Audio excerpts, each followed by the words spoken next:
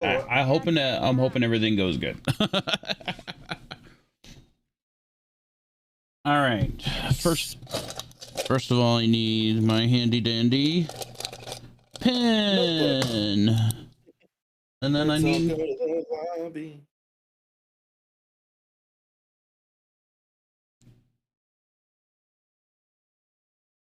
All right.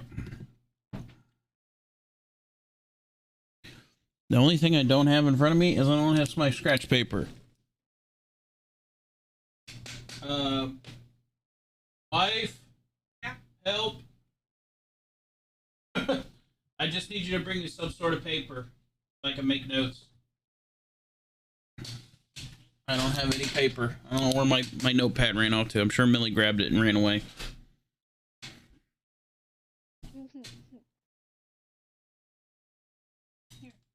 Notebook.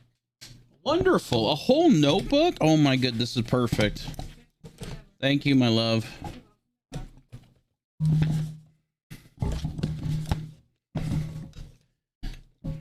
My fancy dancy left-handed notebook here. All right. Open this up. All right. So, adventurers, are you ready? Yes. All right. I need to open up Del Bonnie's character sheet over here because otherwise I'm never going to remember his shit. All right. So, the last time we were all together, first of all, let me say. Sorry. What? You want to delete the Ganix and all the roles that we were just kind of doing? Oh yeah, I can take care of that. With the story. Oh, so are you live? I am. I am. Oh, I see it well. now. Click, click, click, click. Chad, if I don't respond, it's obviously because we are D&D-ing. All right, there we go. So, guys, hi. How are you all doing? Hey, it's only been like 7 years. How's everyone? It's only been a few weeks since we all met last. How's everybody doing? Doing well. I got my computer set up. Good deal. Good deal. Very good. Anybody have any announcements or anything before we get started for today? Stream's back up and running. Stay tuned to Discord, Twitter, Instagram, all that good stuff, because you'll be seeing a lot more of me. Good deal. I like that. Yeah. We have a couch. Yeah, I gotta come see it. It's not here yet. Well, when it comes in. Yeah. Well, that's cool. You guys got a couch. That's awesome. What's new with you, Jolly? Just working and streaming, living the life, that kind of stuff. So, I know that we took a few weeks off here, guys. I had some friends come into town. Joe Cool actually came to St. Louis, and we were able to meet up with him. Then we had Mo GameCon that weekend, so we missed those weekends for D&D. And then somewhere in the middle of that, the Clutches got remarried? Question mark? Is that how that worked? Yeah. More like we just did it over again for show. Just for show. Yeah, me and my wife said that on our 10-year we were gonna do vow renewal, and we're gonna do a full-on like nerd wedding. Because she got the wedding she wanted when we first got married, and then at my 10-year I'm gonna get all my nerd weddings. So I'm gonna have like this quasi fantasy Star Wars wedding. I love it. That's great. So I told Abby, because we've been like struggling to like figure out how to do it really, because we're struggling with money. And I was like, why don't we just go to medieval times? Oh, dude. Just get married at medieval times. They do it. They do it. They do actual wedding services and everything. You can be married by a legitimate king or queen. Well, it's a queen now. They got rid of the king. Dude. But so maybe I'll do that. Maybe I'll let her have her wedding, and then when we do a renewal, then I'll have my wedding. That's a good idea. Can I get a mic check from Miss Clutch? Hello, Mike. Can you hear me? You're just so quiet. Give me another one. I can turn up my volume. Try turning it up, because I have you at 200% in Discord, and you're still kind of quiet. Okay.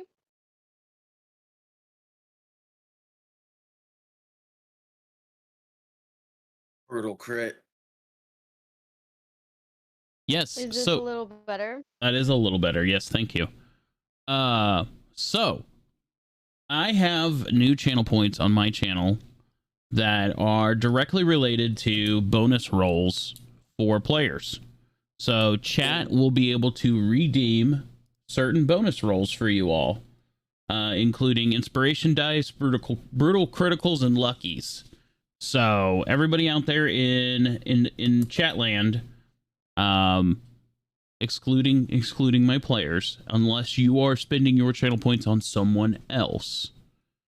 You know, you can't just buy yourself a lucky. You know what I mean? I need 7 brutal crits right now. So if you are out there in Chatland and you have channel points saved up, now is your chance to use them, because you can redeem a roll through the channel points on my channel and send it to a player in a campaign. So all I ask is that when you redeem them, there's a little text field. Type in the text field who you want to give it to, and then I'll let them know. So let me do. Maybe Murph will come in clutch with those brutal crits. Yeah, we'll see how it goes. So let's see here. We've got myself. We got Lady Panda. We got Non-Clutch. We got Miss Non-Clutch. We've got. Good morning, sis. How you doing? Who am I missing? Slow-mo. Heyo. So you got luckies. So remember, a lucky dice can be used on any dice roll that is not a nat 1 for any reason in the campaign. So if you want to just, lucky is a reroll, right? Is it just complete reroll? Well, last roll inspiration is add on top of. Inspos or add on top of. So everybody gets a D10, a D8, and a D6 inspiration for the campaign.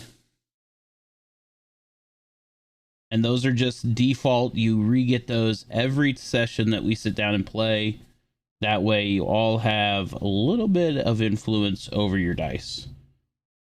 So once again, let's say Panda has already used her lucky for the session, but Slow-mo has one, and she really needs to re-roll something because it's pretty critical. You can gift your lucky that your inherent lucky that you already get this session, and you can give it to them to use for their roll. Now it'll go away from you, and then they can roll it for themselves, you know? And you could do the same with your inspiration dice as well, okay? Yes.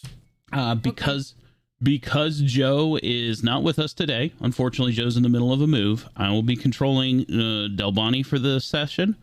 He will also have a lucky and some inspos, and I will use them very sparingly because I don't want to feel like I'm overpowering the session because I'm controlling 2 characters. You know what I mean? Yes. So, yeah. Are we ready to play some D&D for like ever now? Yes. So, No. For those of you just joining us, if you did not watch the last episode, this is the story so far.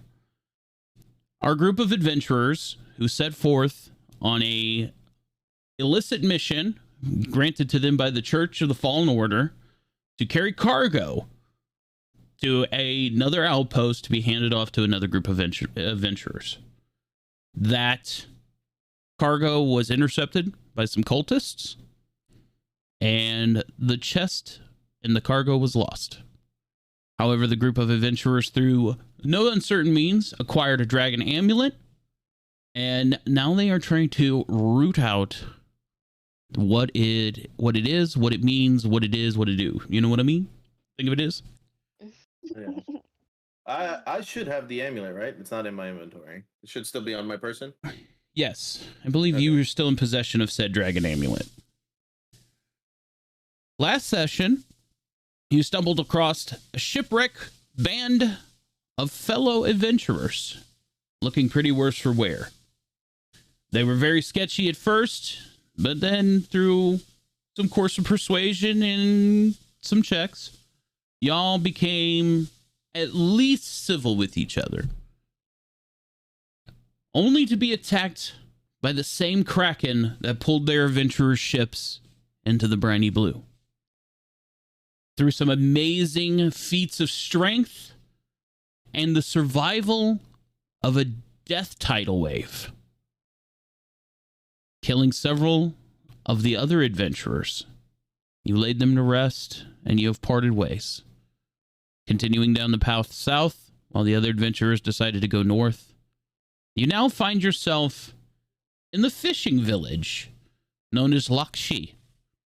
It is a humble village with a sandy beach and many straw huts. The docks are bustling with workers. You can see them taking cargo from ships, moving them to the docks, and vice versa. You're hoping to find some answers today in the fishing village and maybe unlock the secret of where the cultists have taken our chest and our cargo in hopes of reclaiming it. Welcome to the fishing village. Game is unpaused and you are free to move around. Okie dokie. So let's play Dungeons and Dragons. Who wants to do what first? Oh, don't everybody speak up at once. Villager, not a guard, right?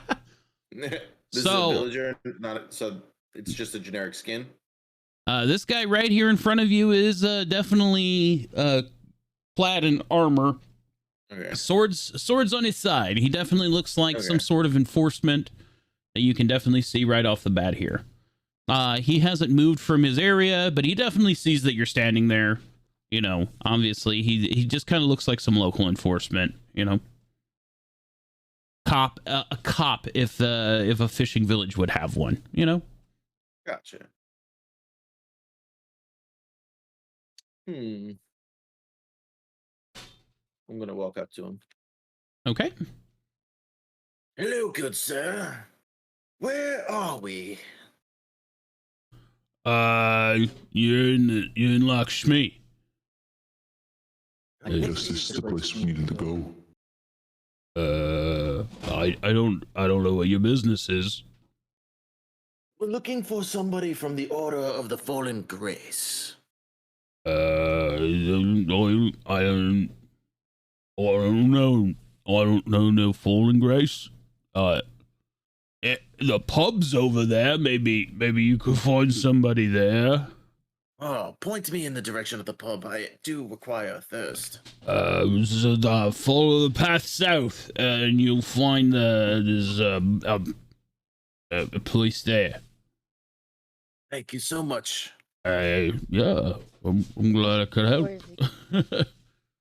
Do you have an elder or a leader here?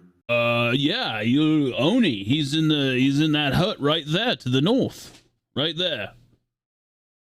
Thank you. Yeah. Their leader is in the hut just north of here. Eklund will look at you and definitely say, well, the dragon amulet and the dragon amulet and Yannick's went south, though. He's just going to point both directions like he doesn't know which way to go at this point. He's a little lost as well. Eklund, are you thirsting for some ale? Is that why you're torn? I just no. Let's speak with the elder. Gannix! We'll quench our thirst later. I feel like it's pertinent that we talk to them about this amulet. As Eklund hollers back towards Gannix, who's headed to the south. Get over here, you bumbling idiot. You shut your mouth. There's ale here. Dalbani's gonna walk up and in his weird deep voice that I'm gonna try hard to impersonate. Gannix, get up here. We have work to do. We'll drink later. Oh, fine, but you owe me a beer. You owe yourself nothing. Alcohol is for the weak. Oh, so it must be for you then. Ganex, I will buy you a drink. More like it. That's right.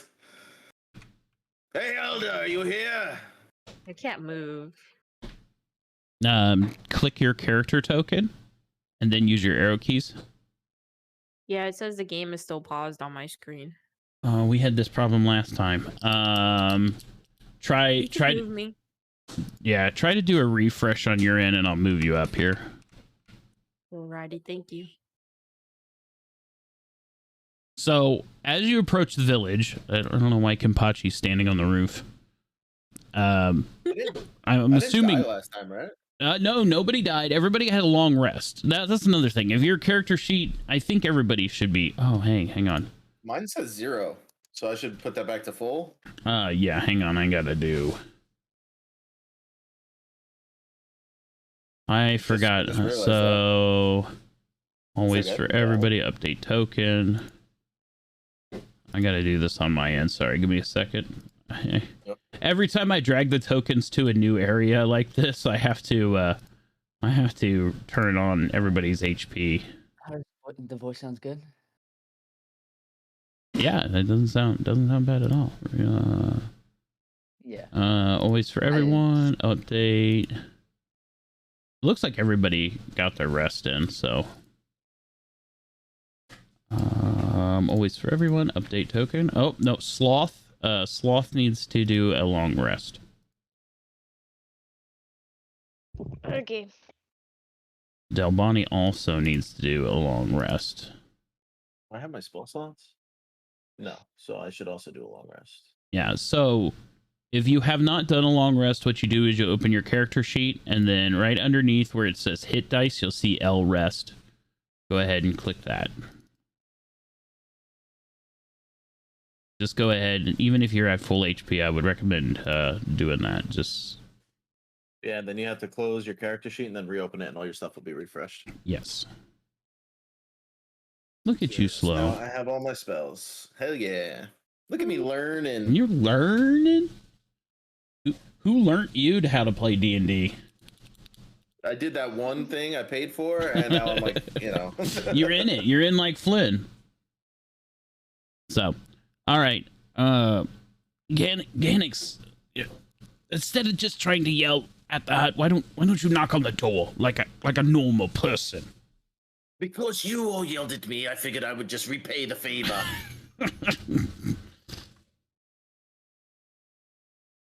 Fine. Starting to enjoy it. Hello, is anybody there? Hold on a moment. I'm putting my loincloth on. You see this very large blue man step outside the door.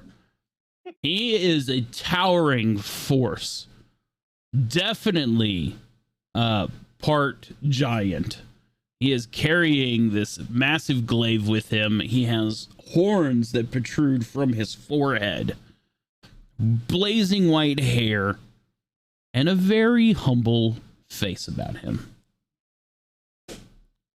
I'm Onin. How can I help you all this morning? Lord above, protect us. This man is massive. We're here with some questions. Questions? What questions may they be? Do you know the church? What was it? The Church of what? Order of Fallen Grace. Order of Fallen The Grace. Order of Fallen Grace Church. Yeah, those dragon keepers from across the sea. I haven't seen any in many years. Although I feel like your cleric fella there is probably a member based on his emblem on his tunic. Eklund just kind of looks sheepish, like X-Day on the Fallen Order say. What is he talking about, Eklund? It was a long time ago in these old clothes. Don't worry about it. Eklund, speak your mind. I'm sorry, what? Eklund, speak your mind. Like I said, I was a holy warrior back in my youth, and everybody was part of the church. But why do you still bear their crest? Like I said, they're old clothes, and my armor, it's expensive.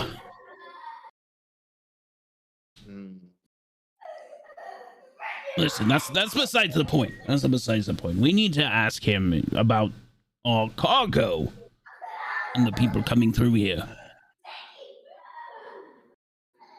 Did you see anybody coming through with a very large chest? Onan starts to stroke his stubble on his face. A large chest, you say? I mean, this is a port town. Can you describe it, maybe? I don't know, really, to be honest. So much comes and goes through here. Eklund. And Eklund will kind of use his hands and he conjures like a shape of a box, and he says it would be a large chest, about yay wide as he spreads his arms. But it would be bound in dark iron chains with padlocks. Hopefully. Onan still scratching his stubble. You know, now that you mention it, I did see dark iron chains. Where did I see dark iron chain? I hadn't seen it since the Crusades, that's why it caught my eye. You can see Onan is kind of staring up into the sky, but with his other hand, he's kind of like making the money gesture, like. Oh, for fuck's sake. I guess I'll pay up. Well, I know I don't have any money. Wasting it all on ale, I believe. Eklund is also strapped for cash. I'm just a monk now these days. That's why I took this job. Yeah. So, Ophet, you're greasing the palm a little bit, are you? I'm looking. I actually don't think I have any money. Oh no! Does anybody have any money? Where would it be? I can't. So open up your. Hold on. Here we go. I got it. Okay. I don't. I can give you 3 gold pieces. Well, you know, definitely helps the old memory.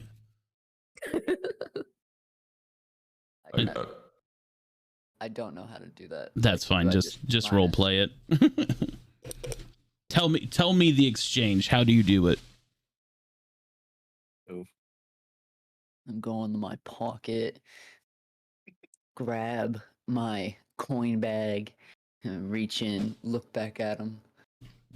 Where have you been hiding all of that gold? And just give him 3 gold pieces. Just like drop it into his hand, or you kind of like begrudgingly, like with a hard slap or something. Just take it, and I'm just shoving it in his hand. Take it.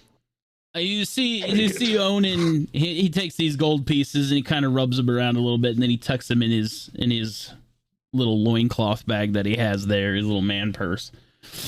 Oh yes, dark iron chains. They the farthest south dock. I've seen some yahoos in some red cloaks down there dragging that god awful thing. I think that would be your best place to start looking.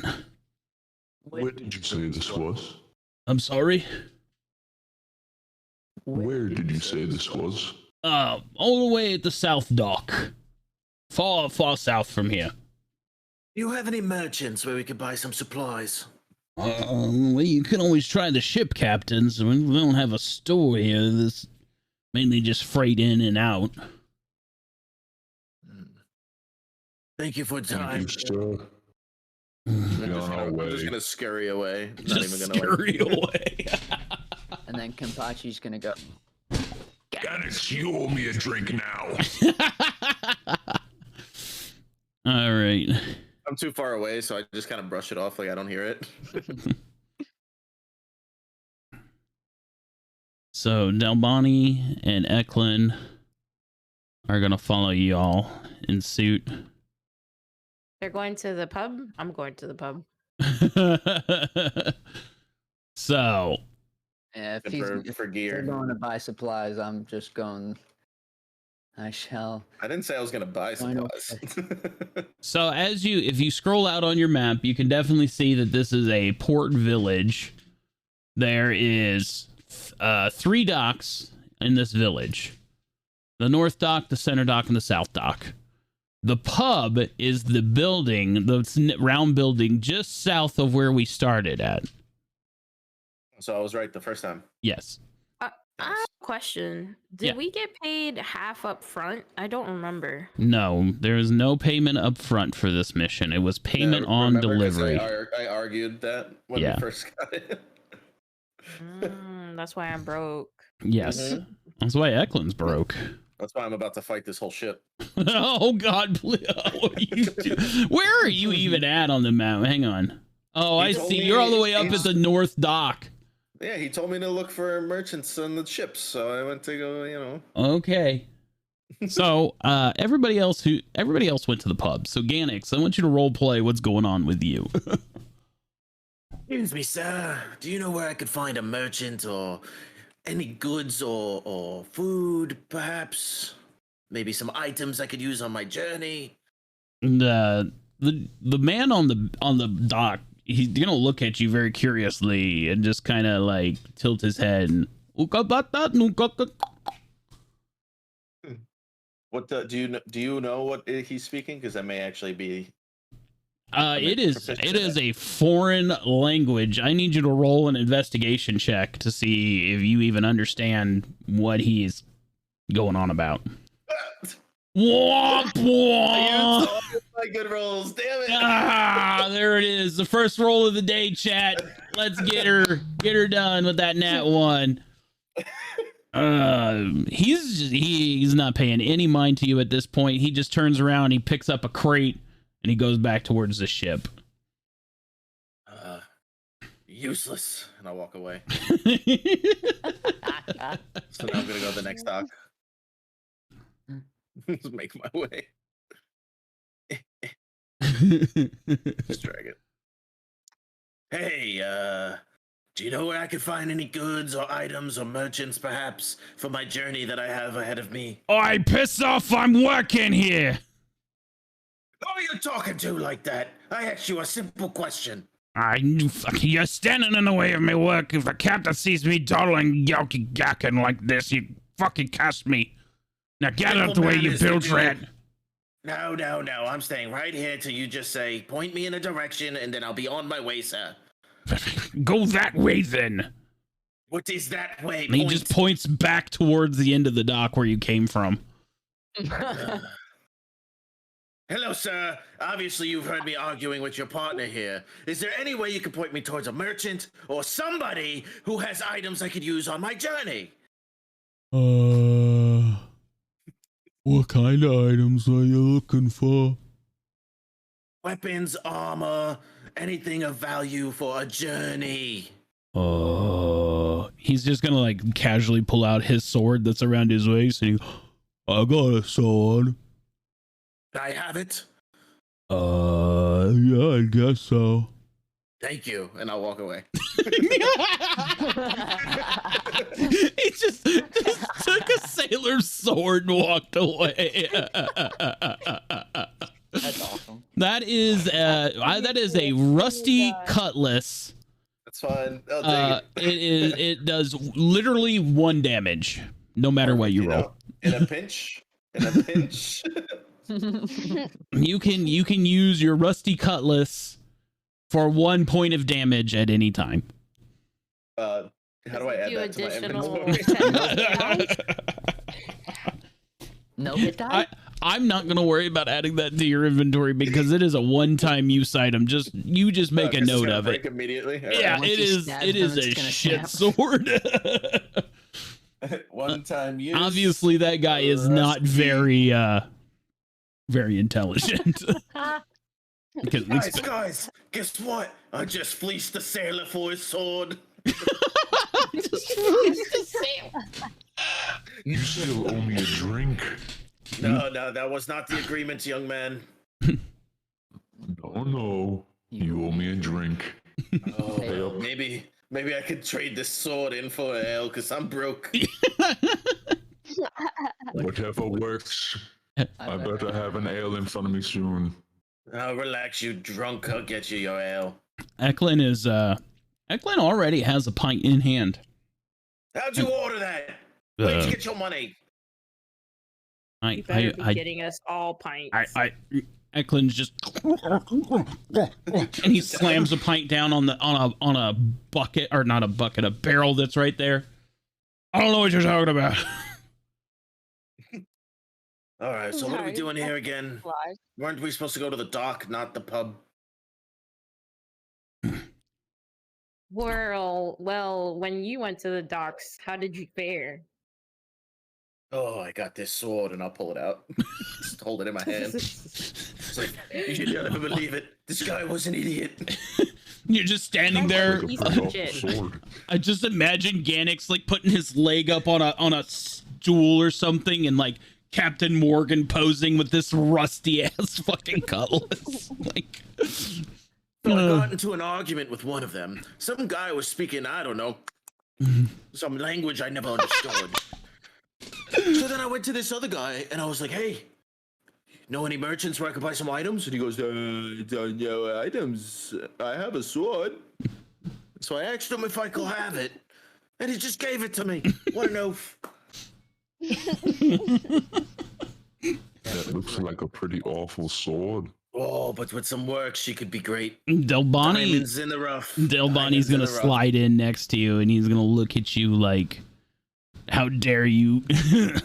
In that deep Genasi voice, like, "How dare you take a man's only defense? It's not very honorable of you." So there's a difference here, Dola. I didn't take it. It was given. It was a gift. It seems like from your story, the man was incompetent to make that decision for himself. That is not my problem. You have an issue with it, take it up to your big blue bastard brother up there in the north. No, Bonnie's just gonna slide away, realizing that you're not worth the time today. Oh, Bonnie. The shipmate will just get another sword.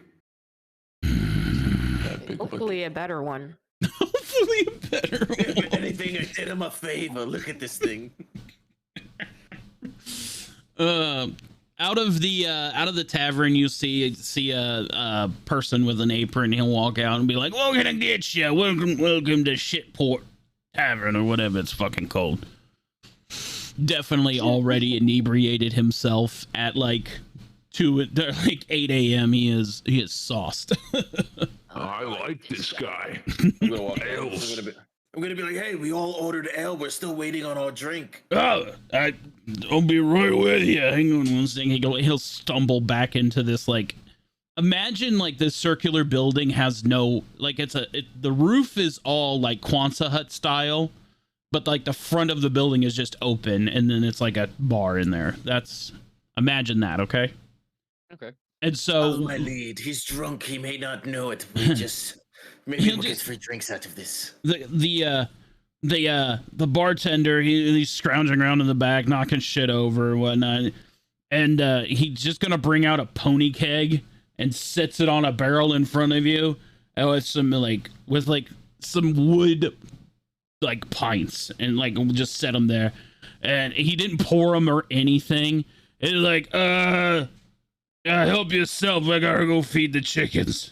And so then he'll like stumble back in towards the bar, and you'll hear him fall over again. And Pachi, how's this for getting you a drink, huh?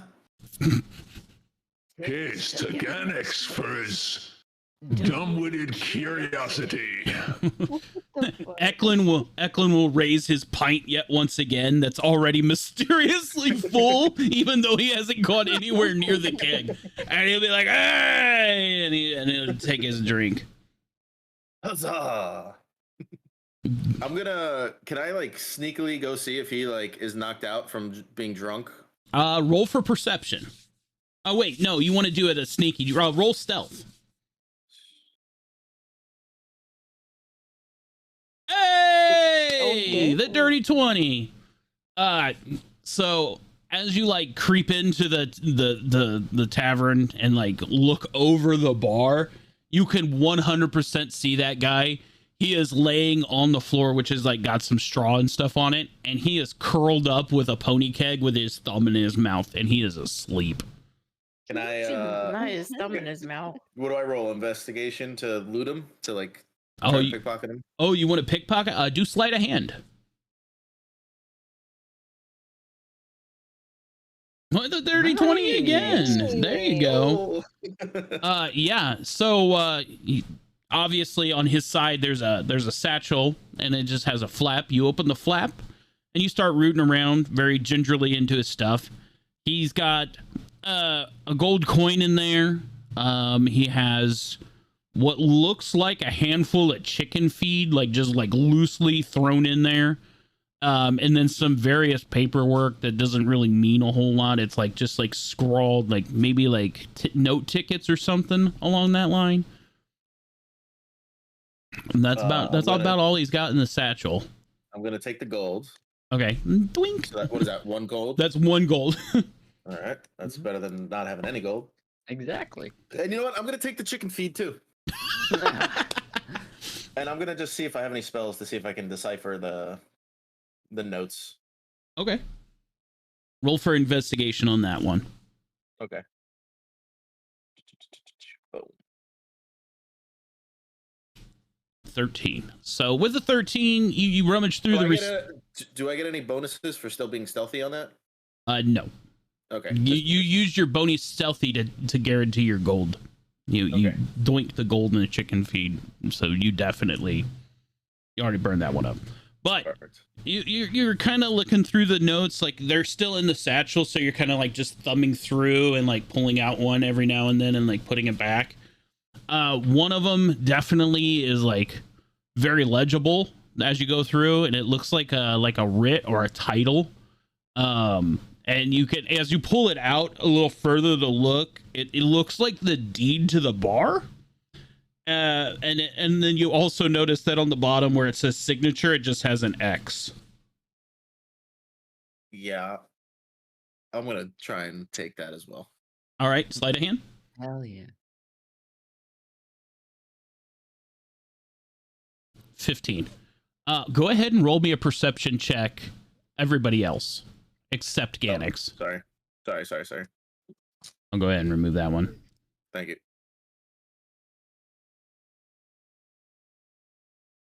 Kapachi with a 13. Ew. Ofet is enjoying her drink. She's in it. Sloth with the 8. Also, he's in his drink as well. Let me do Delbani. Hang on 1 second. I gotta find her. Of course, Dole is gonna be the one to find me. I guarantee it. 16 on the perception for Delbani. Eklund's perception. He's feeling pretty docile in campaign today, says Joe. Yeah, definitely. Definitely. Something is definitely weighing heavy on Dalbani's head today, on his thoughts. Maybe it was the lost friends from the Kraken incident, or maybe just the general atmosphere today. But just something is definitely weighing heavy on his mind. He's not necessarily his usual forthcoming self. Yeah, I understand. Delbani is definitely gonna see that the guard from earlier has made his way down the path towards us at the bar. And he's not going to say anything. So did I succeed on taking the paper? Yeah, you definitely did. Okay. Can I sign it right now? You want to sign the paper? I do have an ink pen. So do you have the calligraphy and that kind of stuff? I do. Oh shit. I have an ink pen, a small knife, crowbar, the tinderbox. Oh my gosh, you do. Why do you have an ink pen? Because I have ink and parchment. Okay, hey, you know, go ahead and roll a performance, and we'll see how well you can sign this. Oh, baby. Oh, A 17. You definitely you snatch out the deed, and where the X is, you're able to make that X the X in your name. So you just, and it looks like it was always meant to be. I now own this fucking bar. Congratulations! My way back. Congratulations on being the new owner of the Piss Pot Bar in Lashmi Fishing Village. Right. All right, everybody, drinks on the house. I'm starting to really like this guy. The veteran guard here, he's made his way around. He's just kind of eyeballing all of us. Not anything normal, maybe just like a patrol or something that he's doing, and just walks by and just continues on as normal. He stops, talks to the horse. I'm gonna make my way right here. Dola, I have a question to ask you. He's just kind of, There seems to be something off with you today. You're not usually... We usually have a tit for tat. That's like one of the best parts of my day, is when I get to bust your balls because you're so weak. What's wrong with you? Nothing is wrong with me. I'm just tired of your antics.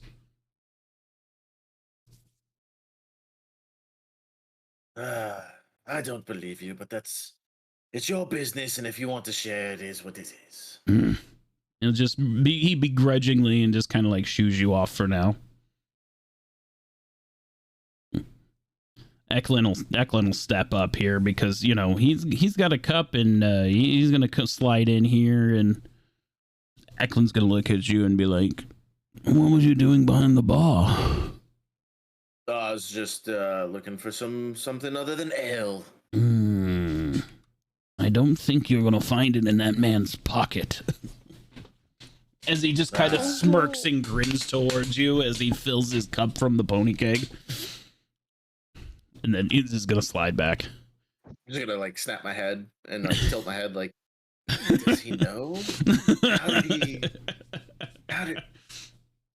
And then I'm just like, I still don't trust him. Like now I don't trust him that much more. Mm-hmm. But he, you know, like he hasn't told everybody yet, so like I'm still on that wavered like line. Gotcha. Yeah, no, he just kind of gives you that wink, you know, as he fills his cup and heads back. So what are we gonna call ourselves? What do you mean? All ourselves. Most mercenary groups have cool names. Are we gonna have a group name, or are we just gonna be the random idiots? We have to have a name. What was that? We have to have a name. I agree. We'll let Dola decide once he's out of his pussy mood. With that, Dola's just gonna be like, he's gonna put his arms down and he's just gonna walk away. Dennis, do not keep testing Dalbani, or you will get that fury fire. Well, maybe we need some of that fire because we're getting nowhere. Now get out of my bar. Wait, did you just tell everybody else that you now own this bar? Yep.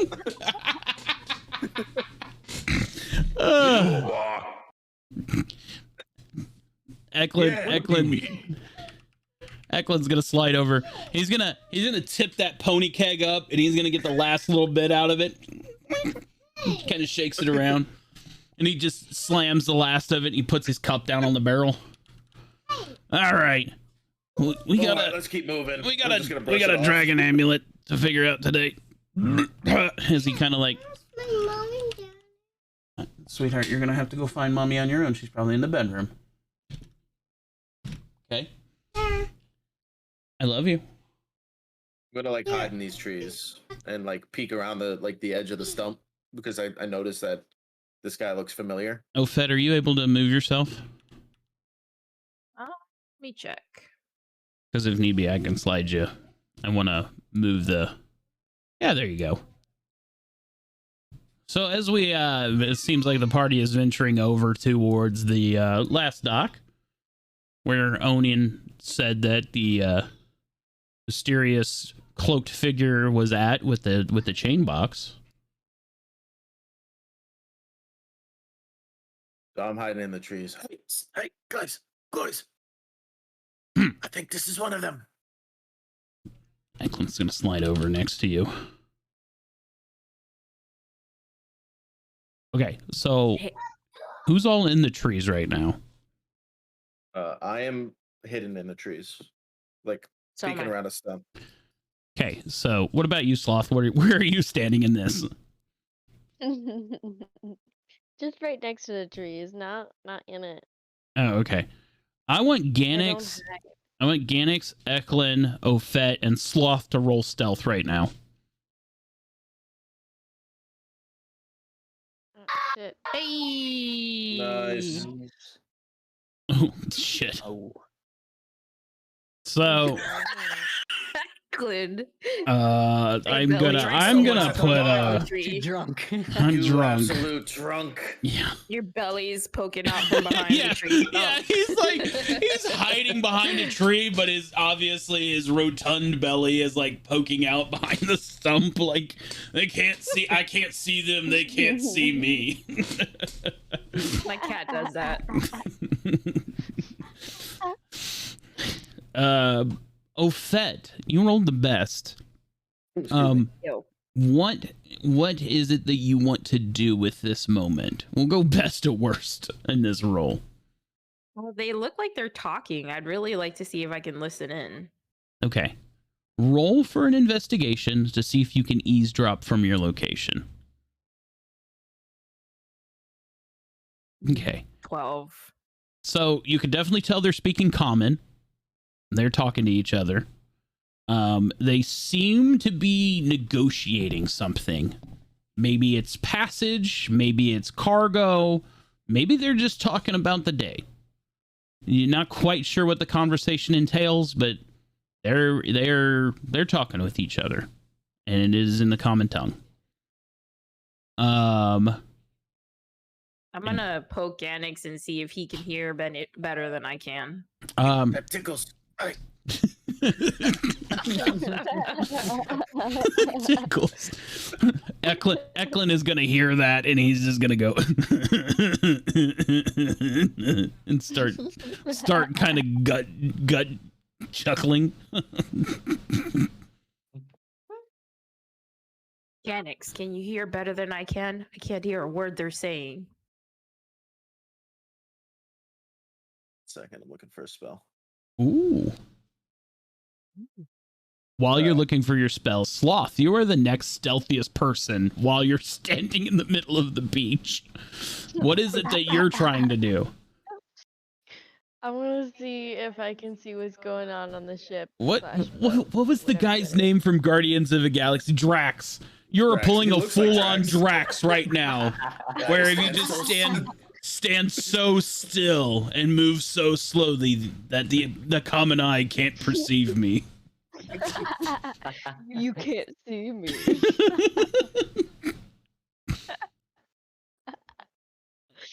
Oh damn. So you're trying to see what's going on in the boat? Yeah. Which boat? Remember, left long click will do a ping.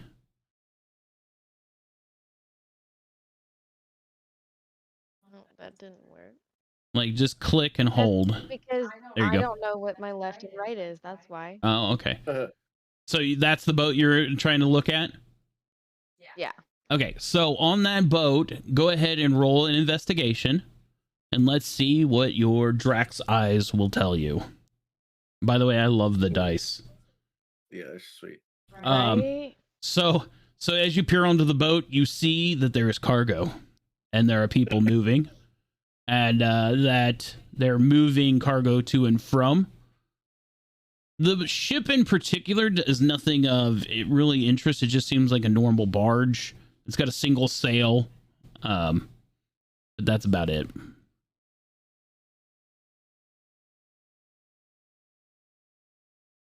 Anything else you'd like to do with that information? No. No. she Sloth's just gonna just Drax herself back, just moving ever so slowly. This is the most stealthy barbarian I've ever seen.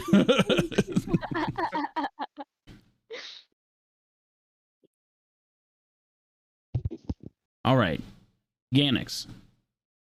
All right, guys, stay here. I got this, and I'm gonna cast invisibility on myself. Oh, okay. Do I got to roll for that, right? Yep.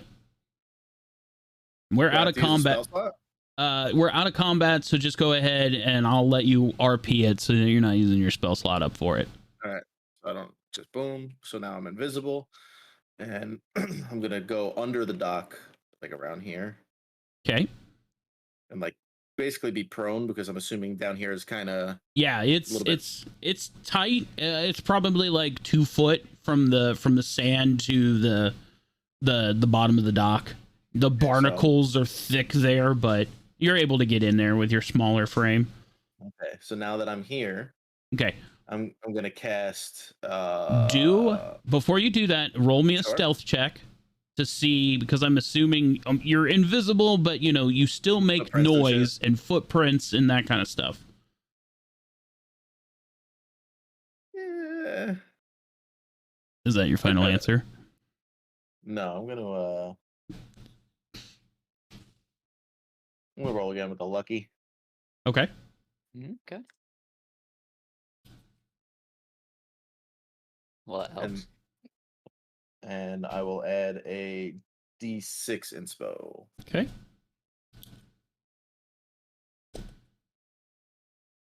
For that one, you just go down to the bottom panel. Yeah, I see it. And just click the D6 and roll it. Ooh, 21. There we go. So with the 21, you're very light-footed in the sand.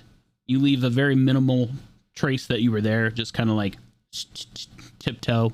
Not anything anybody's going to notice. You're able to slip underneath the dock. No problem. And then now I've remembered that I have this spell. I'm going to cast Comprehend Languages. Okay. And that'll allow me to understand, for the duration of the spell, any language that is spoken that I can hear. And I'm going to try to eavesdrop from underneath. Okay. Roll for perception now.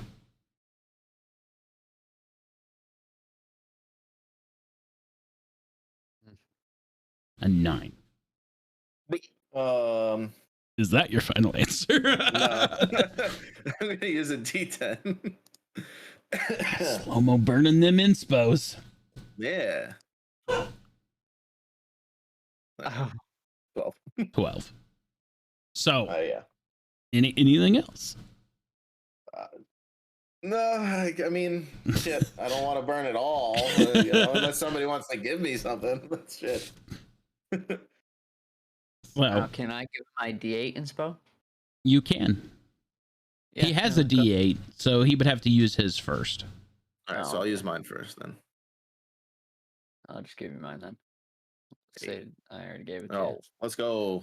Okay. So 12, 20. So non-clutch, D8 gone. Got it. All right, so now I still have a D8 then. Cool. Yes. So you still have your D8. So with that, you are now able to clearly perceive the language. You comprehending all languages with your spell. You are invisible and you're hiding under the docks, eavesdropping right now. You can't tell who is who per se, but you can definitely hear the conversation clear as day. And they're talking about a passage of a ship that has already left. And you hear them talk about a crate with chains on it and you hear one person say it already set sail early this morning. There's nothing I can do. I'm not sure where they went from here. Just that they were going up the north coast was their direction. So you heard that they've had a crate with chains on it. The ship left and went up the north coast. The other voice you hear is arguing with him, like trying to get more information out of him. Like he seems a little frantic, and kind of desperate, trying to figure out exactly what's going on here. So that is the conversation that you have now eavesdropped on. Sure. I will end my stealthiness. So I'm going to stay here, but okay. I'm going to see if the conversation continues as everybody else does their thing. All right. Anybody else with anything? I'm just waiting for Ganix to come back and tell me what happened. I'm just waiting for him to reappear. I am being stealthy. Eklund at this point has forgotten that he was trying to be stealthy and is kind of just like wandered a little bit out into the beach a little bit. Like, not really. So, he's lost focus on what's going on here a little bit. Goddamn drunk. Can I walk up to him and kind of like grab the back of his shirt and pull him back? Go ahead and do a strength check against my strength check to see if my drunken strength tops yours. See if you're able to pull me. So do you roll at advantage then because you're drunk? No, I'm just gonna do this flat roll. Strength v strength. Oh no! Got it. Oh, one baby, come on. Oh yeah. Eklund is gonna. You run up here and you try to grab him, and Eklund's gonna be like, "Get off of me! What are you doing, the damn fool?" That noise is definitely gonna draw out another person from the building that's right here, and he's gonna look at us, kind of fighting each other on the beach. Like, get off of me. Like, and as you can see, he's definitely wearing a red cloak, very similar to the cultists we fought already. Oh, don't worry. He's just had too much from the pub. The cloaked guy's gonna... Let's go. Yes. Mama, I'm coming home. And we'll proceed to walk back up here. Kind of hide behind the tree still. Keep like a hold of Eklund by his shirt. Eklund's belly is still poking out behind the tree now. This guy 100% is just eyeballing this situation like, whatever. He's gonna walk up here to the dock. And Ganix, you can definitely hear this guy now. He's going, "Boss, what's going on? Where's the chest at? You damn fool, we overslept.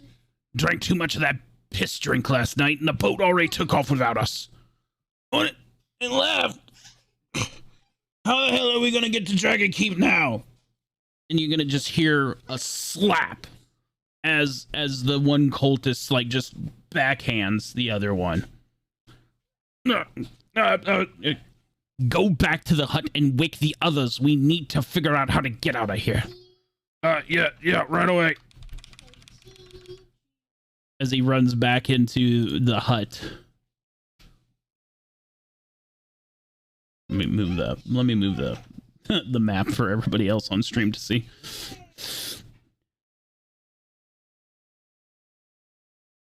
So now what do y'all want to do? Can I roll for investigation and see whether or not, like, do I already know that these other guys without red cloaks are not with him? Like, or can I tell that? Yeah, they're, it's definitely obvious that they're two different factions. Obviously, one are dressed up in very sailor attire, and then you have these guys in these cloaks. Okay. So it's obviously that they're not together. would like to do this? Everybody. I think we should surround the Red Cloak. What do you mean? I think we should surround the Red Cloak.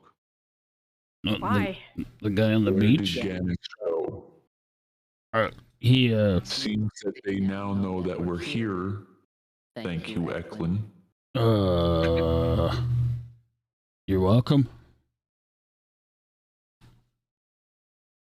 Probably guarantee our safe escape. I'm not sure what you think surrounding the guy on the beach is gonna do for us. How do we know there's not more men in the hut? Oh well, that guy ran back in there. I mean, at least him. You do not seem worried. I will stay put. I feel like it's pretty aggressive, seeing how we don't know where Ganix is right now. He did his oogly boogly and went clear and disappeared. Best way out of this. Batman funny would. Could I cast water breathing on myself, then go into the water, and then basically swim all the way over here, and then come up and not be seen? You can cast water breathing on yourself and then roll. Let's see here. Roll a dexterity ability check to see how far you can swim. Because this is ocean water. Which is fine. Where the hell I put it? There it is. Water breathing. Roll. Do not consume a spell slot. Cast. And then a what? Then Dex? Roll a dex ability check to see how far you can swim. Not very far. Not very far. I would say you can cast water breathing and you take out and then you pop back up just the other side of this boat for because the waves are starting to throw you a little bit, because it's kind of tidal a little bit, as it's coming in and out, and so the water's become choppy. So you've kind of grabbed on to the bottom of this boat. You're still water breathing and you're still hidden, but you had to take a moment. Okay. So I'm going to hang out here until I'm good to go. And then I'll kind of, basically come out by like that rock that's up there. Gotcha. Once I'm ready to rock and roll. So out of the building, 2 more cultists or cloaked men have popped out. And they're walking up now to here. And they're going to flank on either side of the one guy. And you can tell that the group at the trees can definitely tell that your shit is going slideways. And the main guy here is not happy anymore. And he has just straight up punched this guy in the nose now.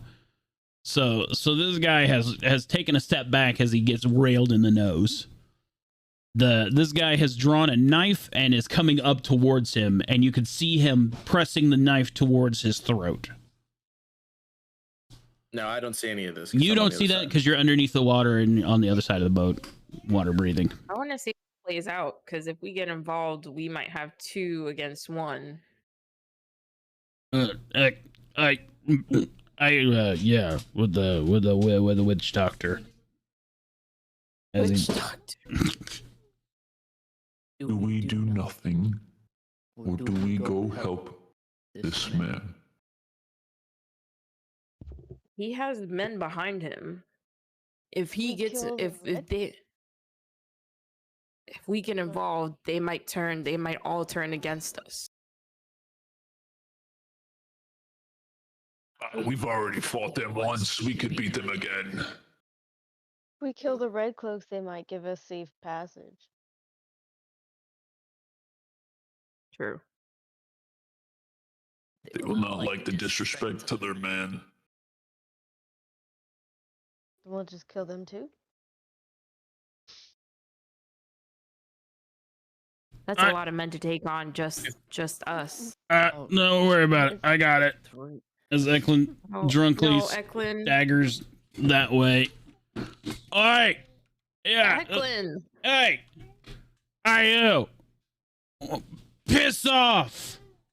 And Eklund is just gonna like casually like swing his mace and just clobber this guy.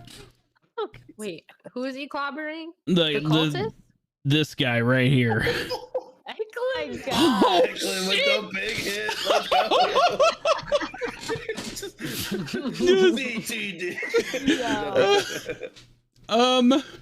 Stand by. Oh, okay. Okay. I can't see. What? Did he hit? Did you hit the cultist? I hit this guy here. Who's this guy? The guy that got punched in the face? This is the guy that punched the other guy in the face and is now holding a knife to the captain's. That's the guy that got punched. That's the guy that got punched, and now he has a knife to. This cultist guy has a knife to this guy's throat, and Eklund just walked up drunkenly and just clobbered him with his mace, doing 5 radiant damage to this guy. And 1 bludgeoning, because it was just kind of like haphazardly, like whop, you know. And it's gonna slide this guy over. He's gonna be prone because it was a surprise attack, but not like a sneak attack, you know. These 2 guys here right behind Eklund are gonna be like swing, and they pull their swords out. Like, Eklund's gonna just swing around casually with his mace, kind of Jack Sparrow-ish, like, and kind of mocks their noise. I'm going to help Eklund. Oh, murder. Walk over there. At this point, I've made my way. Yeah, you've definitely, by this point, you've swam ashore at this point. Oh, bloody hell, what the fuck?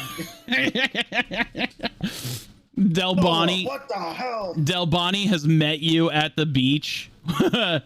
And he's just going to casually be like, Eklund's drunk, and he just clobbered one guy with his mace. And oh my god! Now he's doing something. I'm just kind of waiting, to be honest, to see what's happening. Just gonna hang here with you because you know what? I got some really valuable information, and if you all were just patient, stupid drunk bastard. Yeah, he's definitely sauced today. I wonder where he got it all. So I'm just gonna sit here, like leaned up against the rock. With the Del Bonnie is 100% not quite hitting me, but like just right next to me. Yeah, Del Bonnie is definitely he's also doing the classic locker room lean against this boulder, like. Yeah. And for the first time in this campaign, you like both have mutual ground. Like you both are looking at the situation like, yeah, this is fucked. The veteran from earlier is still making his patrol. And he is kind of haphazardly like walks over because he sees you all like chilling by this boulder. Let me zoom in here. Let me get this. There you go. He's gonna look at you both and be like, "Oh, top of the morning to y'all. How are you today?" Hey, how are you? How's your patrols going today? Oh yeah, everything's good in Lakshmi today. No crime to report. No crime that's here. Yeah. Nothing on my end. It's just relaxing by the waves, you know. Oh yeah, I hear you there. Y'all traveling today? Yeah, we don't get too many people coming down the path these days. Mainly people going up. Just looking to go north, looking to see if we could rent a boat. But you know, we decided just how nice it was to just kind of sit here and relax. Lakshmi is a beautiful beachfront. You know, like I said, free of crime. we hold ourselves to a higher standard, if you know what I mean.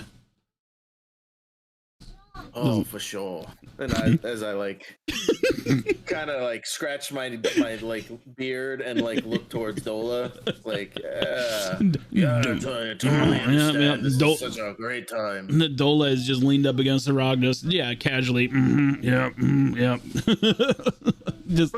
So what do you do for fun around here? Is there, besides the pub, because we've been there, what else is there around here? Well, bit of fun. I mean, if you fancy yourself a fisherman, you do some of that. Oh, I seen a guy the other day pulled in a shark. Biggest one I'd seen in forever, it thinks.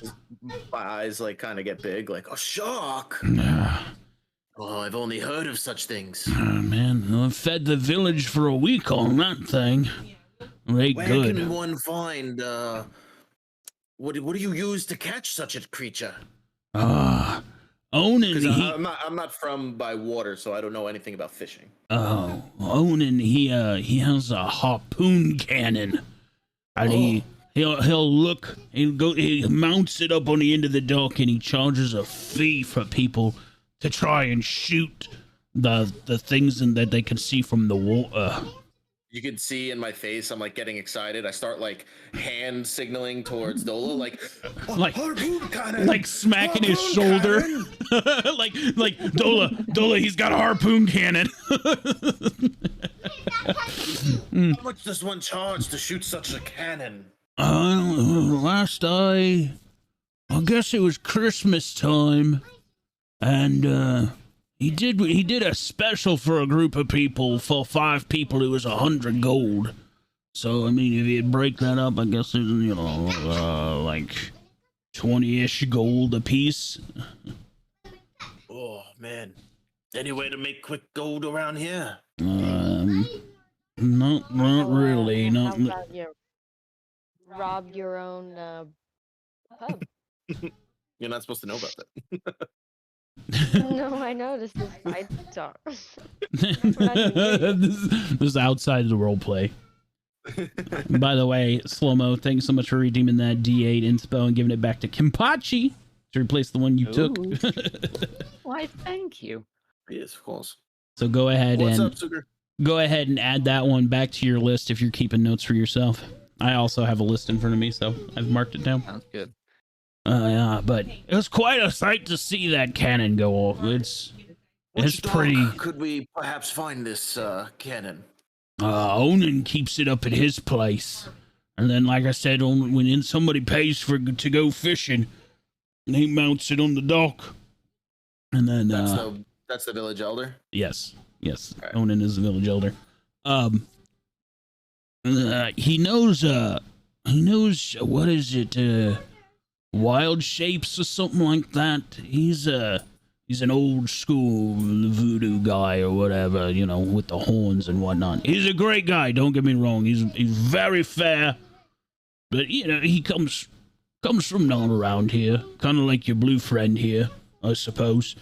But he knows how to change himself somehow, and he turns into a bird, and he'll go out over the ocean, and he just kind of like circles where there's a target. And then people can just fire the harpoon cannon in that direction. That's how they sight the thing. A druid, you say? I mean, I guess you call him that. I really don't know a whole lot about the magic things. And at this moment that you realize that this veteran is a veteran. He is a grizzly old guy. You definitely see the wear and tear on his face. His armor is potted and dent from battle. You kind of get the feeling that this guy is just here for retirement, Yeah, I was gonna just say 5 more days to retirement. Yeah, he found himself a nice warm place, and somebody gives him a bit of gold to walk around with his armor on, so he can kind of relive those glory days and feel useful without being useful. Can I ask you something before you go on your way? Oh, absolutely. Is there a blacksmith around here? Unfortunately, we don't have a smithy no more. I was on attack Probably 12 years ago now. So, I don't know. It was a while back, and Smithy got killed, and nobody else is taking up his mantle, unfortunately. We don't get a whole lot of. Possible to go to his place if it's available, and maybe see if we can use some of the materials, or is that something that's not allowed? The Smithy's place has been cleaned out long ago. People pilfering and, you know, go in there and somebody borrows it's not so much that as it is like, you know, somebody went in there and bought a hammer and didn't bring it back, you know, nothing malicious, just there's not a whole lot in there any longer, and unfortunately oopsies. Yeah, well, they get to the point where you don't have a smithy and people try to do their own stuff, you know, so well, yeah, it's unfortunate. Although, if you ever come across one who's looking to set up shop, we'd love to have him back here. The port could definitely use from having some tradesmen come back here, you know what I mean? Yes, if I keep an ear out for you. I would appreciate that, I'm sure Onin would too. Well, you all have a great day. I got to get on with my patrols, you know, duty calls and the such. Oh, you be careful now out there. Always. Have a great day. As he just casually walks. Like, this fight at the dock is 100% visible from where you are. And this guard is just like, yep, it's another wonderful day. And then walks away. Dola. Yes, Gannings. What do you think about maybe pilfering this harpoon cannon? It is not a noble thing to do. Although... but it's a harpoon cannon. I was just about to say the same thing. I'd be interested to see it. However, it's not ours for the taking. So why don't we go ask to see it? I promise I won't do anything. You think we have more pressing matters to keep an eye on right now, but let's definitely go and see it soon. Okay. As he kind of as I gaze back towards the dock to see whatever's going on down there. Yeah, Dolbani definitely gives you that kind of cockeyed smile. Like he can definitely, he's kind of excited about a harpoon cannon as well. Like he's with you on that one. All right, let's kind of shift our focus back to the docks where Eklund has gotten himself in a bit of a pickle. Eklund is kind of standing there with his mace, kind of swinging it back and forth like, nah, what are you going to do about it? These cultists are definitely swords drawn, like they don't know what to do. The boss is prone on the ground, having, I need to take some damage from him. Hang on. Boop. And boop. There we go. I like pickles. I like turtles. Ooh, pickles? I like pickles. Pickles are great. All right. Who wants to start off this shenanigan here? Kenpachi's just going to move onto the dock just a little bit. And... Your men are not going to come and fight for you. You just got punched in the face. There's at least 6 of your men. Call them. As the sea captain, like, kind of picks himself, you know, like he's rubbing his nose where he got socked, and he stood back up, and he's obviously bleeding from the nose, and he looks down at the cultist that is prone on the floor now, and he goes, my wife hits harder than this squab.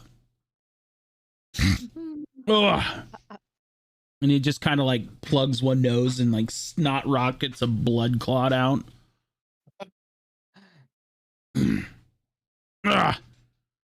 Your friend with a fucking mace there though.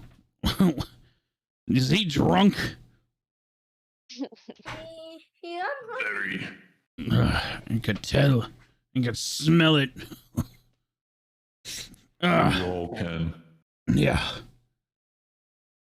This captain is just gonna look down at this cultist guy. He's not happy with him. He's gonna kind of like kick some dirt at him and be like, I don't really appreciate your antics, but I don't appreciate your hostilities neither. You need to kick rocks. Get out of here before I do lose my temper. Let this fucking drunk buffoon have another whack at you. This cultist, imagine him, he's now like up, seated on the sand, like on his butt, but he's like sat up now, you know? Yeah. And the cultist is just gonna slide his dagger into his like little waistband, you know, because it doesn't really have a sheath. He's just gonna like tuck it away. Piss on this all, and piss on you all. I hope you all fucking drown at sea. As he grabs himself up off the ground. He's now standing. And he's just gonna take off. And these other cultists are just gonna follow in tow. Goodbye to you too.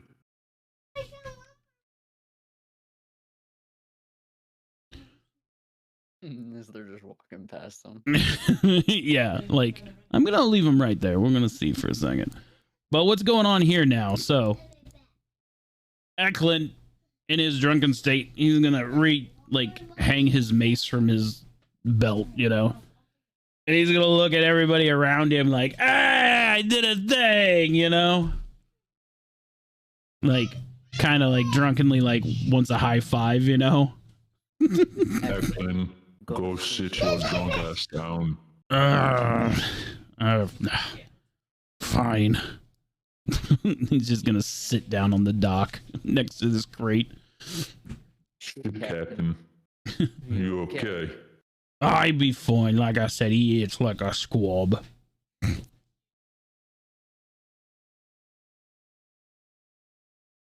Ganix? I've been muted. Shit. Where did the cultists go? They're walking north up the beach now.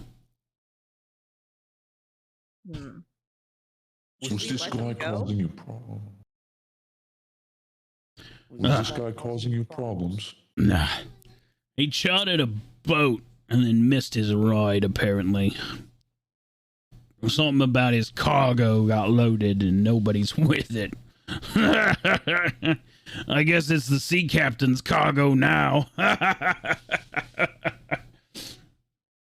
need to find out where that boat's going. It's going up the north coast.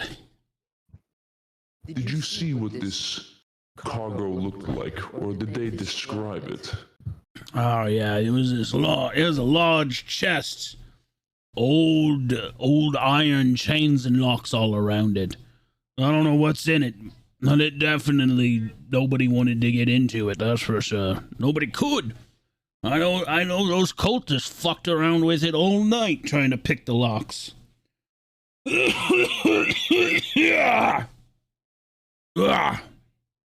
Lovely.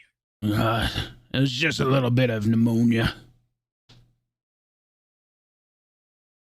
Lovely. Where is your ship headed? Right now, I think where's my manifest? He's gonna start digging through his things. He pulls out a sheet of paper, like a scroll, and he's gonna open it up, and he starts kind of shuffling through the lines of it, and it looks like we're heading home back to Northport. You okay there, Kimbachi? I'm gonna turn to everyone else and say, maybe we should try to hitch a ride, see if we can follow that cargo. We have to gather our other two. I like this idea of that. Captain, do you mind if 6 additional passengers come onto your vessel? Ooh, 6, you say? I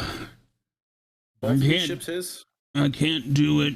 Well, both of these ships down at the South Dock are his. Gotcha. He's kind of like the big boss man, you know. I can't really do 6 for free. I'm gonna need something from y'all to make it worth our journey. That's a lot of rations. And it's We a... will help. We will help on the journey home. We Mm, will help with the crew work. y'all look like a Just stout ask. bunch. Maybe not his drunk ass, though. Can we leave him behind?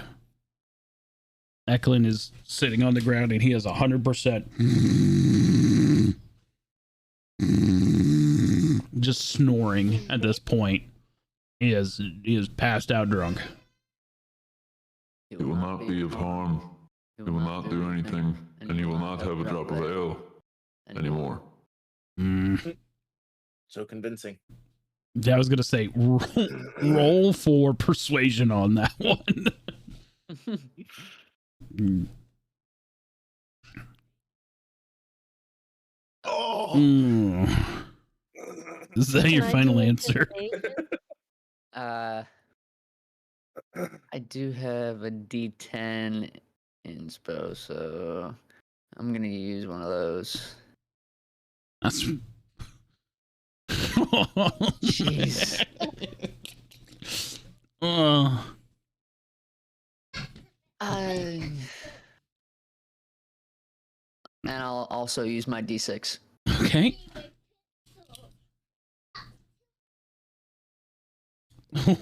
Like, give me threes. That's. I'll keep it as that. Okay. The ship captain's not too terribly convinced. He's just gonna he's still scratching his beard, like cleaning up his lip and nose from the blood. I don't know. I definitely would appreciate the help on the boat. We lost a couple guys in a pirate attack. I don't know about him though.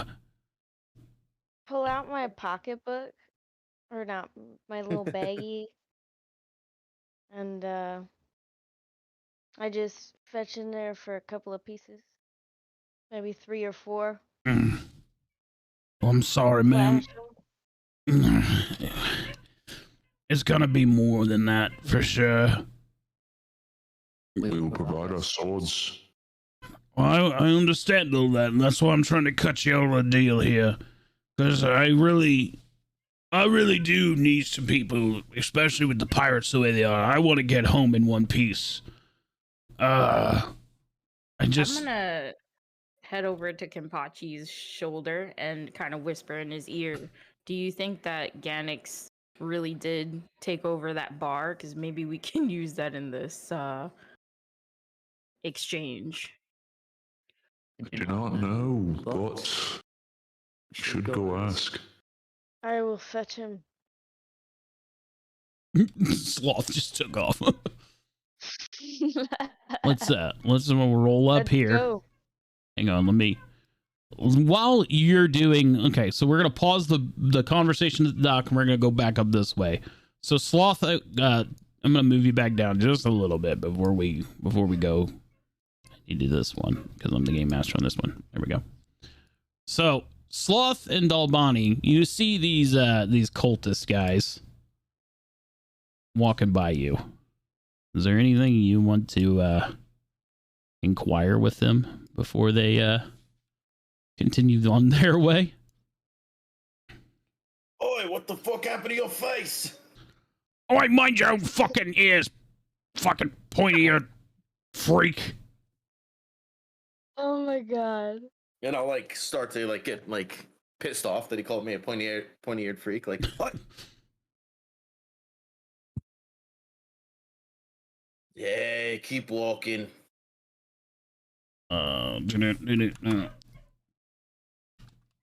You heard what I said, little sharp-eared, midget-looking thing. Dalbani, still cross-armed, he just kind of puts an arm down on you. He knows that he's trying to get under your skin. This cultist 100% just lost a fight to a drunk monk, and he's looking for something easy to kind of build himself back up. Dalbani can see this, so he's kind of trying to urge you to a little bit of caution, you know.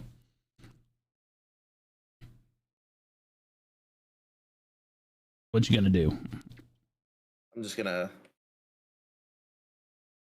shake my head and turn around. Just like take one step, just one step to the water. Gotcha. That's what I thought. As this guy turns and faces Dalbani. Yeah. You better watch your friend there, Blueskin, before he says something dumb and gets himself shanked. And as he says Blueskin, I'm going to turn back around. And I'm going to use Detect Thoughts because he's not facing me. Oh.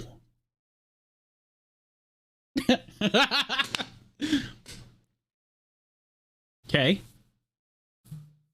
A lot. So he has to do a DC Wisdom save of 12. Let's see. Oh, that 18 was right there. I know. I was All super right. nervous. So you want to know his thoughts, right? Yep.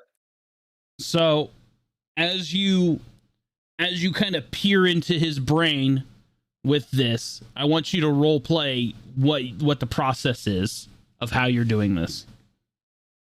So I'm basically he's talking shit to Dola, so I kind of subtly with my right hand do like that Wanda, like, you know how she moves her fingers to cast her magic. Oh yeah.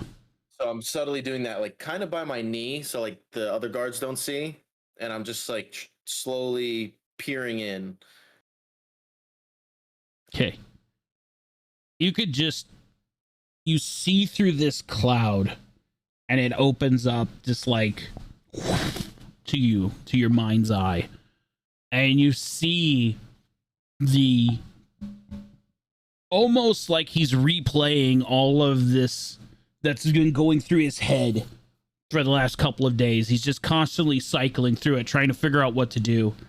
And you see the tree line, and you see the wagon that you all were on, and that chest, and you see him moving from branch to branch. And then it kind of flashes to a battle, and you see him like retreating through the trees afterwards as the carriage is going away, and then it flashes again, and you see him and his compatriots dragging this chest now down the cobble path, flashing again. That you see him trying to pick the lock, failing. He's kicking the chest and everything. Some of the other guys are smacking the chains with hammers. It flashes again. You see them all drinking and whatnot. Flashing again. They wake up, and he rushing out to the sea, only to see the boat and the chest missing. Flashing again to getting clobbered by Eklund, and then the scene just goes white a little bit, and then you see him thinking. And you see this castle, a ruin, looking just like almost like a gold white kind of ruins of sorts. Like maybe kind of like, imagine kind of like Roman Colosseum appearance almost. That kind of white stone, you know? Yeah, and marble. It's just ruined, you know? It's all fallen in on itself. It's overgrown with vines. And you could just hear him muttering to himself in his mind over and over again, how are we going to get to Dragon Keep? How are we going to get to Dragon Keep? How are we going to get to Dragon Keep? And then the connection just kind of, as you undo it, you know, from your mind's eye.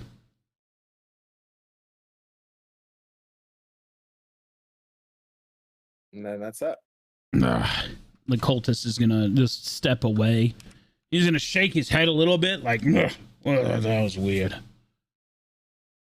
And him and his merry band of lunatics are just gonna keep on trucking. Now that they're well out of the bar way now at this point. Well, as you can see, they're going by the old guard, and the old guard turning to greet them. Good morning to you all. And that cultist leader, he's just gonna kick this fucking guard, just knocking him to the ground. Dola. And the whole group of them just gonna start laughing. Dola. I see it. I cannot let this stand. Neither can I. See to the guard. I'll handle this quickly. And Dola just gonna step out into the sprint over. into the way here. Oi! And Dola. You! That was not very nice of you all. Why don't you pick on somebody your own size? And these cultists just gonna start fanning out a little bit. That's none of your concern, Blue Skin. He's gonna be like, you made it my concern when you kicked an innocent man. Old timer, are you all right? You just see him and he starts coughing up blood. Oh no. All right, Blue Skin. You interested in getting your lickings today as well? The only one getting their lickings today will be you. And Dola is just going to reach out a paw and grab the face of that cultist. And he's going to hellish burn that cultist's face. Just with a fire blast from his palm.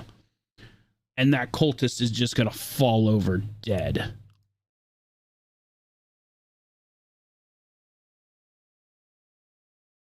As Dalbani just burn this guy to a crisp.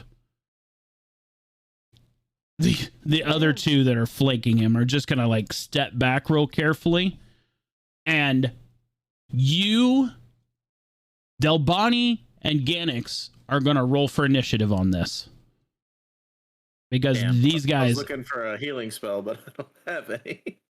And then I got the old guy in this as well. So go ahead and roll for initiative. I'm going to go ahead and get the combat carousel going. And Sloth is just seeing this, trying to sprint to catch up to us, probably. Yeah, now Sloth, I'm going to leave it up to you on whether or not you are going to sprint into this action as well. Oh yeah, I'm going to come in. Okay. 21.17. So then I'm going to go ahead and get you added to the combat order as well. There we go. Everybody else down at the dock, unfortunately, y'all are a little too far away for this, but I think it'll be okay for y'all, okay? Yeah. So one's dead already, so there's just two. If you need me. Yeah, it's just the two, yes. One. Whoo, that guy. Dalbani is fired up, man. He had just. Whoo. And let's roll for the veteran as well. All right, we're going to roll these two cultists that remain.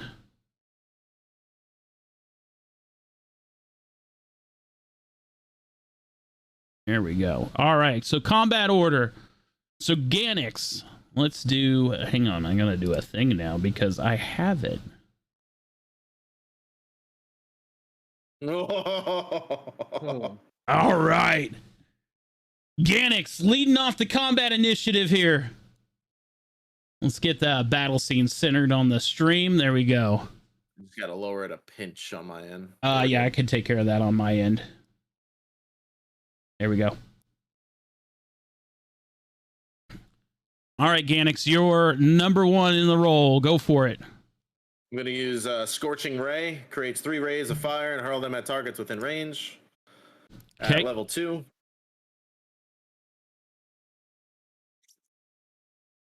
16 to hit. 16 will hit. Nice. Nice. Yeah, 10 damage. And that's going to... Because it's 3 rays. One's going to... 2 are going to hit the one directly in front of me, and 1 will hit the other guy. All right. So let me go ahead and do this. I unfortunately forgot to upgrade these guys' character sheets earlier today, so give me a second while I update that. because otherwise that would be an instant death. That doesn't make for very fun combat. So it would have been great. Fuck these guys. Boom. Okay, boom. So fires three rays, each doing 10 damage, I suppose. Is that how that works? Or is it 3 rays? Let me see. Creates 3 rays and hurls them at a target within range. You can hurl them at one target or several. It takes 2d6. So yeah, each one takes 10. Oh shit. Okay, good deal. So the first guy takes 20 and the other guy takes 10. All right. Yeah. So the first guy will take 20. Yep. Got her ticked. Dang, that is a powerful spell. Woo. And then I will take out the rusty cutlass. Oh, he's gonna swing for. And I'm gonna. Can I use a bonus action? Yeah, you can use the rusty cutlass as a bonus action. I'm gonna do magic weapon on my rusty cutlass. Okay. At level 2. And I'm gonna. Oh, it gives it a +1. I'm gonna take one step closer and just thrust this thing as hard as I could right into this guy's side. All right, the old man. Ah! All right, I will manually take 2 points of damage from the rusty cutlass off of him. As it snaps as I make contact. Yeah, you hit him with it, and as soon as the point of that cutlass touches his cloth, it like barely. It's like if you just took your finger and poked somebody real hard, because it just as soon as you do it, it just like ping, and it just snaps. I like that you cast magic weapon on it to get 1 more point of damage, though. That was 10 out of 10. All right, Delbani, your turn. Delbani, after having I almost forgot I was Delbani, by the way. After just singeing, absolutely destroying this guy's face, he's just gonna turn to this guy to his left here. And let me open up his character sheet. What does he do? Spellbook. Oh man, he's on a thing right now. He does not take kindly to this kind of shenanigans. He is just gonna hit this guy with a full-on firebolt attack. 11. Oh man, it doesn't hit. I'm gonna roll on top of that for him. I'm gonna roll my 6 to make that hit. Oh, and it's the one I needed. Let's go. Nice.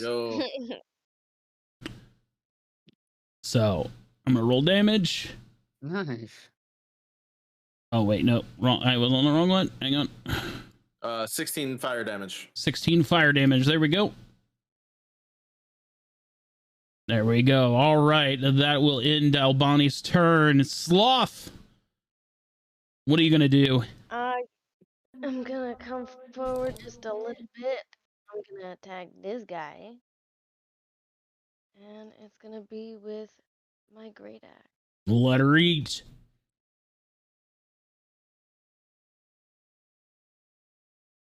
$19 will hit. Damn. Plus 9. Holy shit. Yeah, roll that damage. Get it.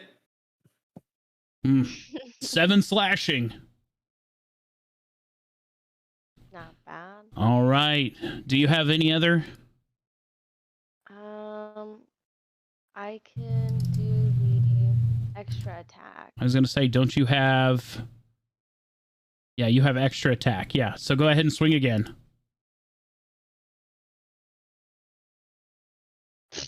12, that'll hit.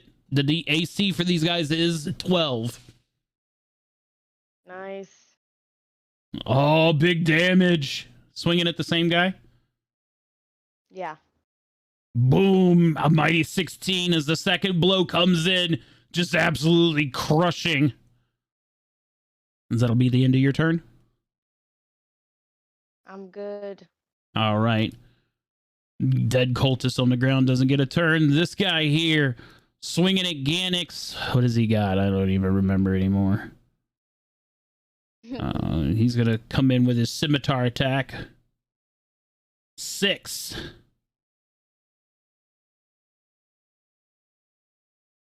I don't think 6 will hit you. No, I have 13. Okay, good. So that'll miss. I use the nub that's left of the rusty cutlass and deflect. Because it's still in your hand, you're just like, ting! All right. And then that will shatter the rest of it out of my hand because it's just a rusted piece of crap. All right, this cultist here sliding into Dalbani. He's going to do a scimitar attack as well. 10 does not hit Dalbani. That's no good. Veteran boy, prone on the ground, coughing up blood. He is going to take 20 points of damage at this time from his wounds as they continue to tick away at him. We don't have a healer. Damn it. 30. Yeah, there we go. You just see him cough up and more blood hitting the ground. That'll end his turn. Ganix, you're up.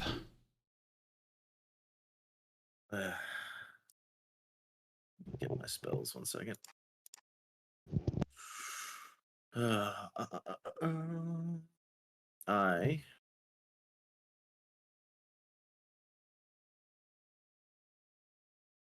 I'm going to use Burning Hands and basically just do exactly what Dola did and just take my whole palm and put it directly in front of his face. Let's see if that hits. DC save. A nat 1. Let's go. Let her eat slow. So then we hit the damage. Give me that. 14 fire. Just unloading an absolute vortex of fire straight from my hand. Just yeah. With that fire vortex that you just like as you're burning away at him. That's DTD. Describe their demise. To steal a phrase from Captain Robert.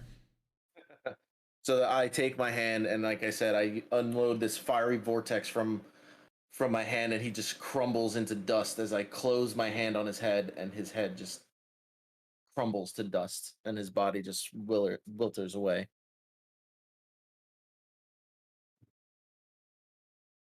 With that, you literally just incinerate him off of the map.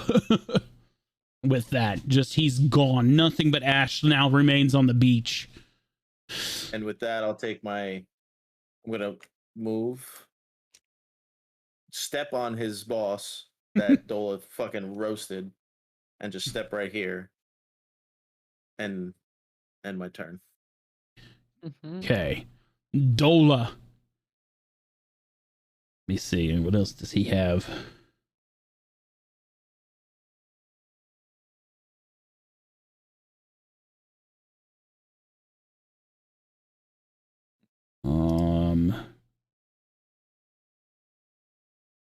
Dola is mad right now, right? He is just furious at this guy. Seeing you just actually obliterate the other guy, he's kind of taken this as a righteous moment, and he's just gonna punch this guy as hard as he can. Oh, no. Oh, no. As Dola, in his righteousness, he tries to go in for this punch. The cultist, he sees it coming, and he just does one of those like jujitsu maneuvers and grabs his arm and uses Dola's weight to fling him over his back onto the ground. Dola is now over here, and he's prone. No, not that one. Prone. Boop, like that. And that will end Dola's turn. Sloth. I am gonna take a step in, and I am going to attack him with my great axe. Let her eat. 19 will hit. Coming for his throat. 13 slashing damage as you're bringing down that great axe on top of him. And I've got that extra action. So we're gonna do it the opposite direction. Hold on 1 second before you do that. With that, all of a sudden you just see Eklund sprinting over here. Hey, don't kill him! Don't kill him! We can get information from him! As he yaks all over the beach from his drunkenness earlier. Now all completely winded, he's doubled over. Don't kill him! Don't kill him! We can get information out of him! I have all the information we need. You buffoon! Does he do 1 point of vomit damage? With that, Eklund is just gonna pass out. He is now unconscious and prone on the beach. Just boom! Sloth, go ahead. 21 will hit.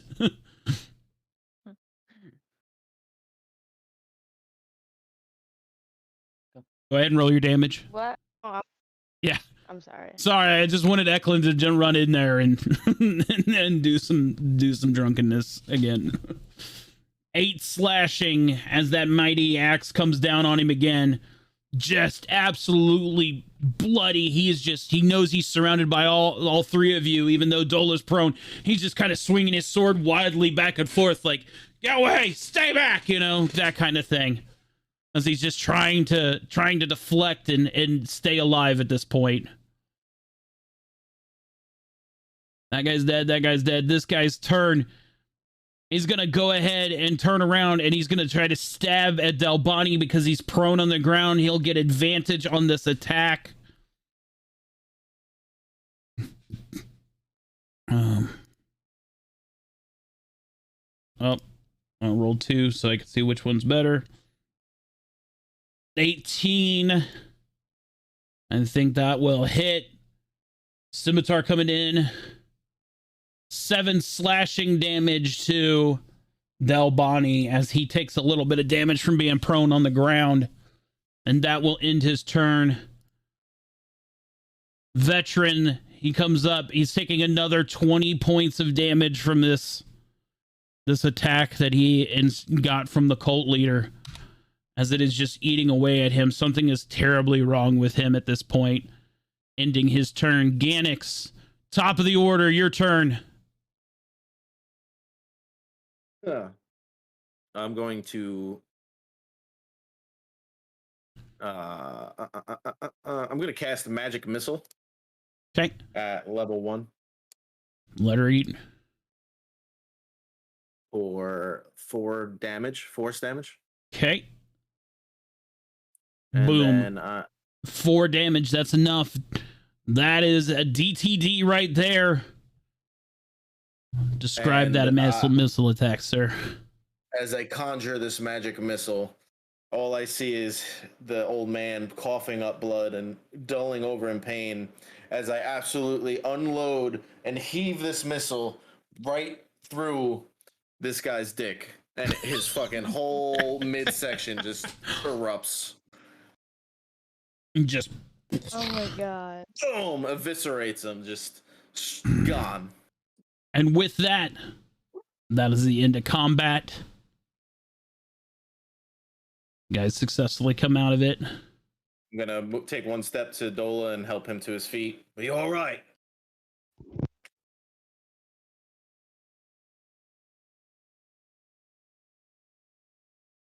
Music. And I'm also gonna kick fucking Eklund. Eklund, get the fuck up! This guy needs your help. As Eklund drunkenly comes back from consciousness and stands up. What's going on? What's going on? As I rush over, follow me quick. Okay. Oh man, there's a lot of blood. Eklund is going to try to clear his eyes real quick. He's going to open up his spell book. He's going to cast Greater Restoration at 5th level.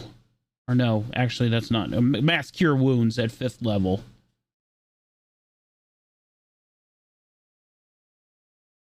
Okay. 29 points of healing for this guy.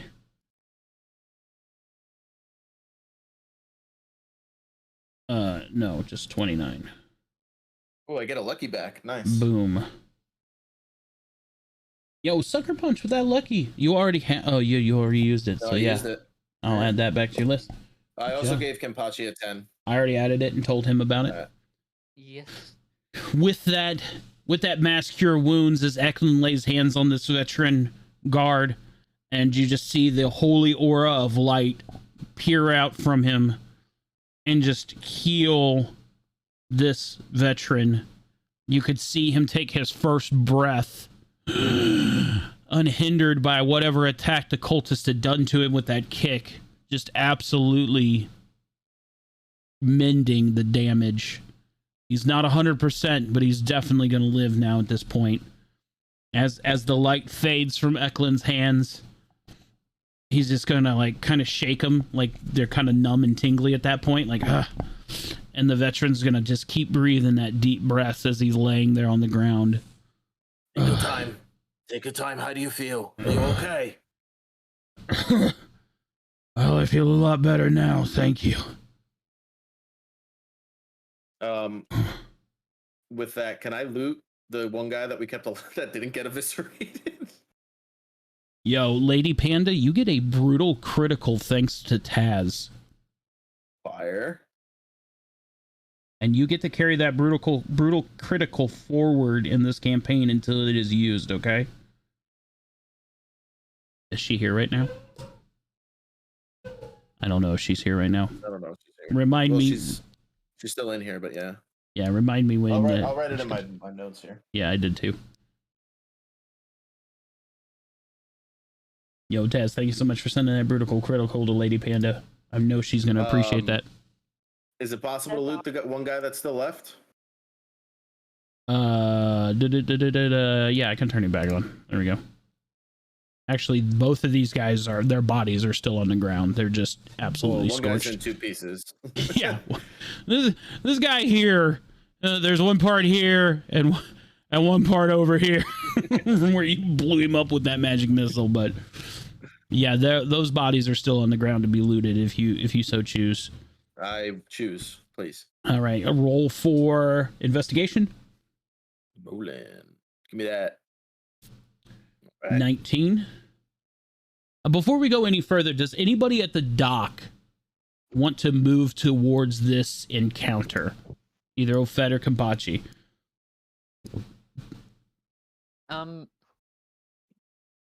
Because obviously you've seen might as well. You've seen the fireworks going off as this popped off. You might have been outside the encounter, but I don't know if you want to move that way. Yeah, I would like to. Yo, Danielle sent it a D10 inspiration to Joe Cool. He already has one, so now he has 2 on the books. He'll get to carry that one forward. So Kenpachi, Ofet, what about you? Do you want to move up to this encounter, or are you just going to hang out at the dock?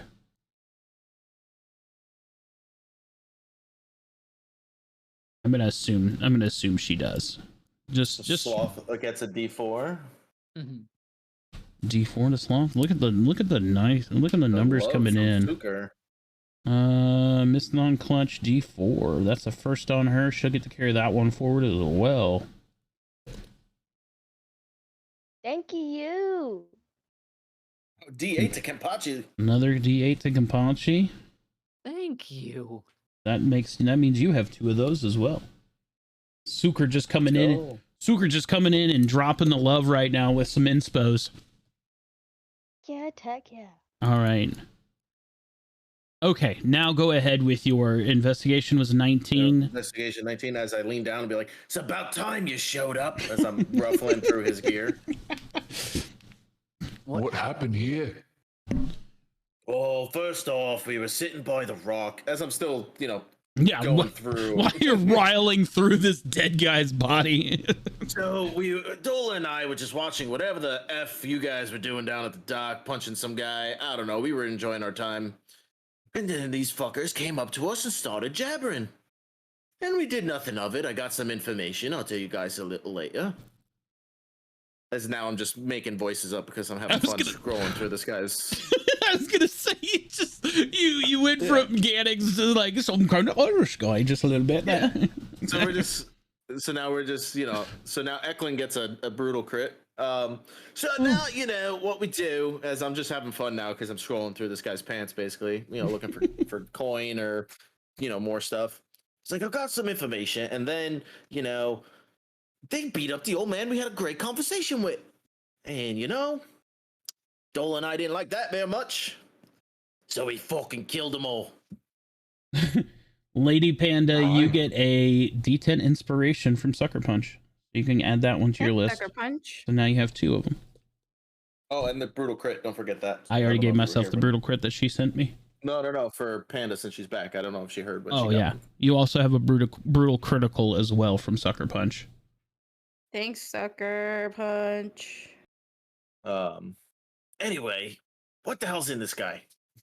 So that guy, he has a ceremonial dagger, kind of culty looking, but not really anything special to look at. It's definitely better than the cutlass you procured from the sailor earlier. You found 1 gold piece, and you found some blank parchment on him. Can I take all of it? Yes, you can have all of it. I now have 2 gold and a ceremonial dagger. How do I add this, or do you add this to my inventory? So when you go into inventory, would it be equipment? Yeah, and then weapons. So down in the loot section, do you see the add on the loot bar? Yes. So just click add, and then from there you can add the dagger and your gold and that kind of stuff. Oh. All right. So how do I change the name on it? Shit. Oh, there it is. Yeah. Got it. Ceremonial. Yo, Danny, thank you so much for the D10. Dagger. Does it have any weight, price?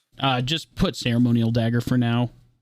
Common, I'll go ahead. Uncommon, rare. I'll go through after the session and flush it out for you. That way you know a little better what it is. I have to look up. Chicken feed. Yeah.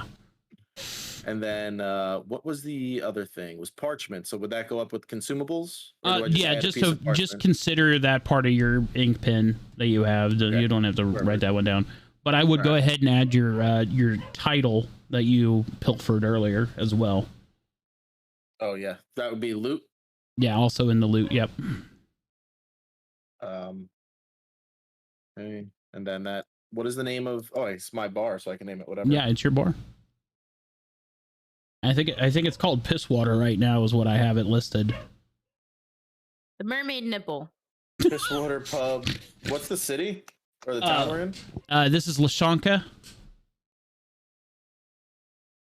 And don't ask me to spell it because I have no idea. Lashanka. Piss Water Pub deed Lashanka. There you go. And I'll go through and I'll flush those out. Mermaid Nipple? I mean, Mermaid Nipples is. I haven't gone into the renaming yet. Right now, I just put it in the. Gannix is already planning his retirement from adventuring, where he renovates the Pisswater Pub.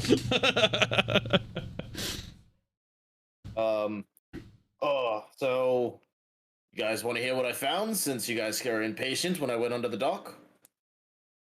Is that where you went? We didn't see where you went. Yeah, I went invisible, went under the dock, heard everything. And then all of a sudden I was swimming underwater, and then you all weren't at the tree anymore. And I get out of the water, I see Dola by the rock, and god damn it, you're all fighting down. Don't know what the hell happened. The cultist happened. Cultist, schmultist. And Eklund happened. Yeah, I know all about Eklund happening. I'm sorry about that. I feel much better now. All right, everybody gather up. Well, might have overdone it at the bar this morning. First things first. How's you feeling, old timer? Much better now that your cleric's got a hold of me. I always forget how it tingles to be healed with magic. Eklund. Well, Eklund's just doing some simple healing, laying hands on him right now. As trying to get him back up on his feet, getting him back up to full go. The veteran guy is going to stand back up. Definitely appreciate all your helps. I feel good as new now. That's good to hear.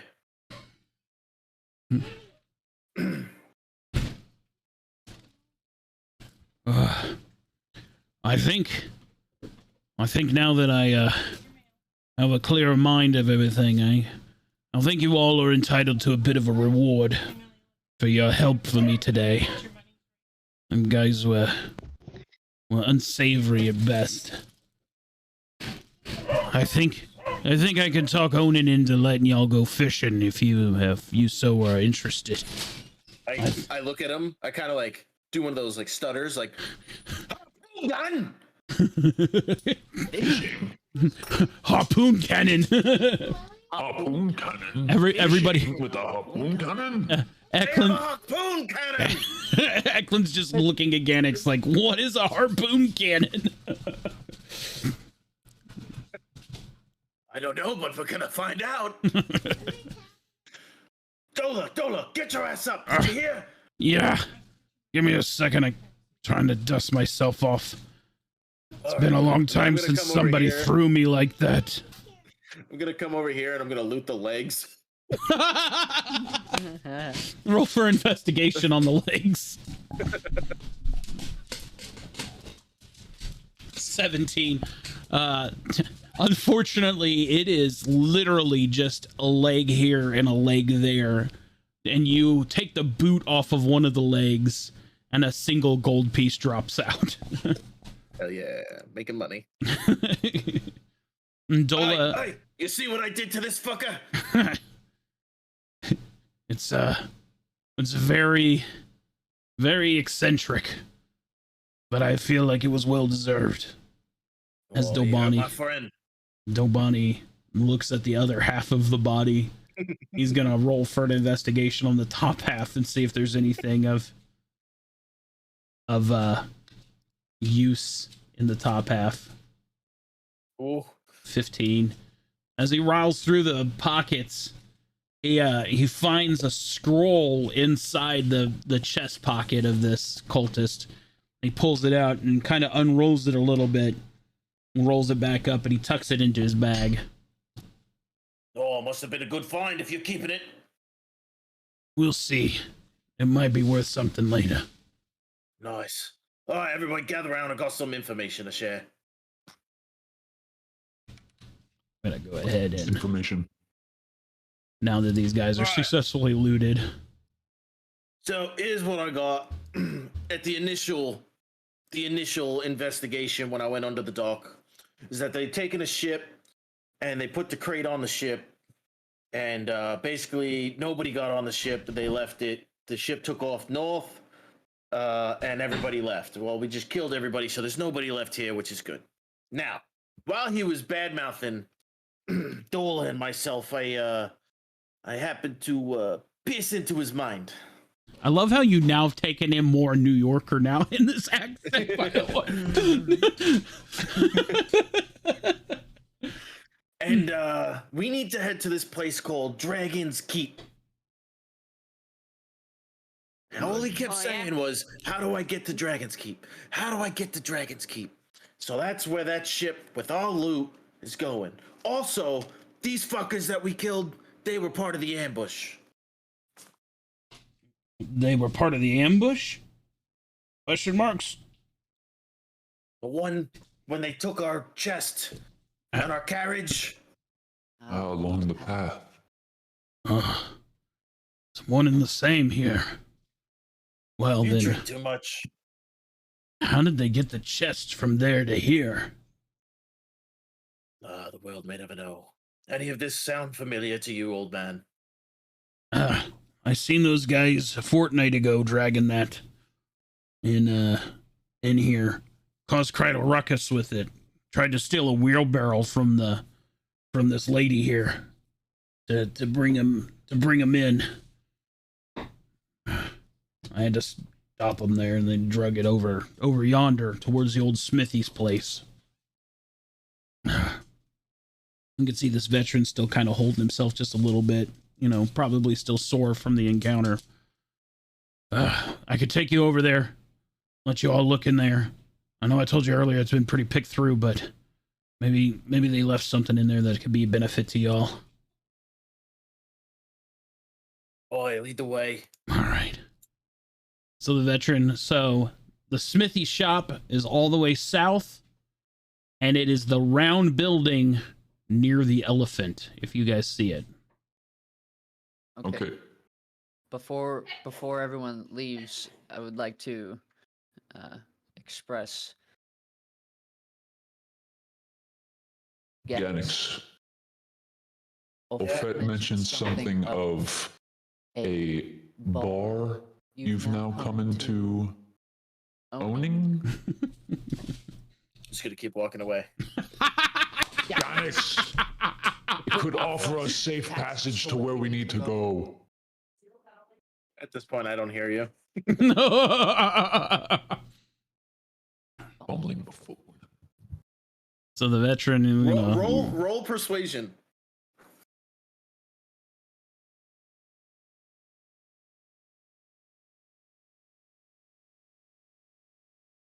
I'm totally just ignoring whatever you're saying. Just walking away. Like, oh yeah, let's go look at the blacksmith over here. oh man, that is a harsh nat 1 to have, bud. Whew. Ophet. You used your luck. Yeah. You can't use a lucky on a nat 1. Oh, that's right. Would you like to continue to persuade him? I'm going to let the dock worker know that we would like to go, but hold fast and wait. Okay, you do that. I'll work on Ganix. Ganix, wait up. Yeah. As I walk over. As I'm already here, like just admiring this giant elephant. As you approach the elephant, it turns to face you. Maybe if I can do that.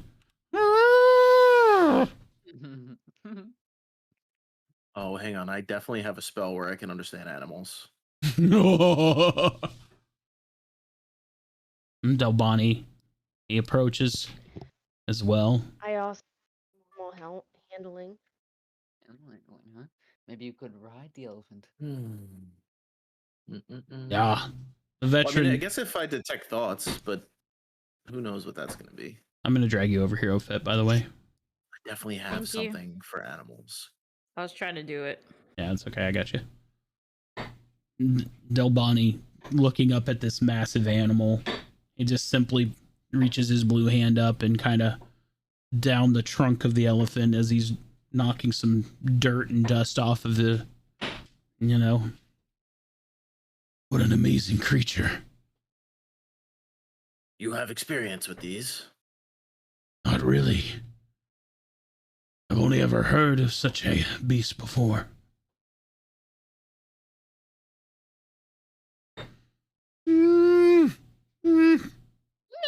No, as a horse.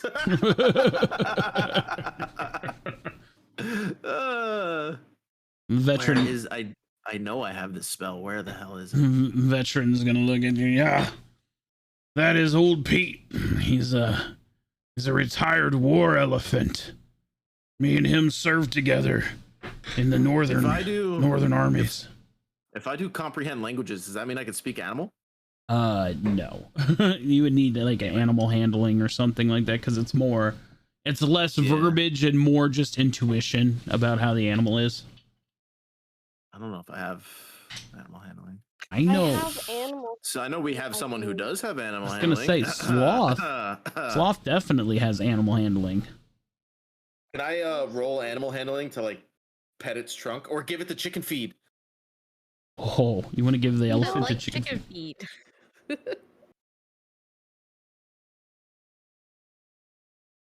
Can I do that? Yeah, go for it. All right, so I'm gonna reach into my little bag and just grab a couple pieces, not like all of it, but like a little bit, and I'm gonna just slowly put my hand out. and it's Definitely. probably did nothing. Definitely the chicken feed is a finer thing, but the elephant definitely takes its trunk and like puts the nose part on your hand and like tries to like sniff at it, and you can definitely see the chicken feed is like going up into the elephant's nose, and it does one of those like where it blows it out because it like it's kind of dusty, it went up its nose a little bit. Yeah. So yeah. I want to ask.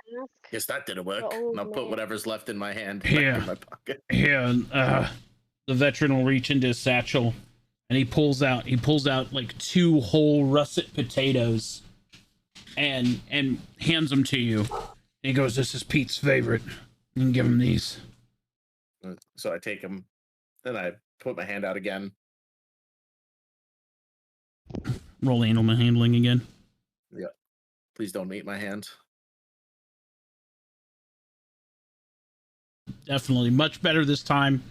Yeah. Old Pete definitely sees those potatoes and he grabs them and reaches up, how elephants do with their trunk, and puts it in his mouth, and as he's eating these potatoes. Does anyone else want to try? I'll try, but I need to talk to you, Ganix. We can talk later. Here's the potato, and as I lightly give it a toss over. We need your help, Ganix. Stop avoiding me. I'm not avoiding you. We're here for a reason. We can deal with whatever you have to deal with in a second. As I hand you the potato and walk back to the old timer and walk into the hut, and can I roll for, what is it, perception or investigation? Investigation. Ophet, if you want to roll your animal handling for the potato. 24. If you so choose. Animal handling. Where is animal handling? Oh, I see it. Oh yeah. You walk up to the elephant, and you're have like animal handling in general. You're so confident with it, you don't even worry about him like using his trunk to pick it up. You just simply walk up, start scratching underneath of his mouth. He opens it up a little bit, and you just set the potato inside as he starts to crunch on it. You reach up and you're petting the ear. You can definitely see the battle scars on the face and trunk of this elephant. It was definitely a war elephant in a younger life. Definitely scarred up from battle. Definitely showing a lot of old age. These tusks are just absolutely massive, and they've got gashes in them where it looks like maybe swords or something have clipped into it. But this elephant is stout. This is a big boy. But seems pretty confident around you all. So with a 24 in investigation, Ganix is inside the old smithy's hut, just raising holy hell, trying to find anything. You could definitely see the covers that covered the locking mechanism. Remember in that first episode where I said there was a flap that covered the lock and you had to slide away to put the key in? Those flaps, that dark iron flap is on the floor, and you found that part already. And Ganix, you would know that flap was part of that lock because you were tinkering with it. Pick it. Yeah. Could I use?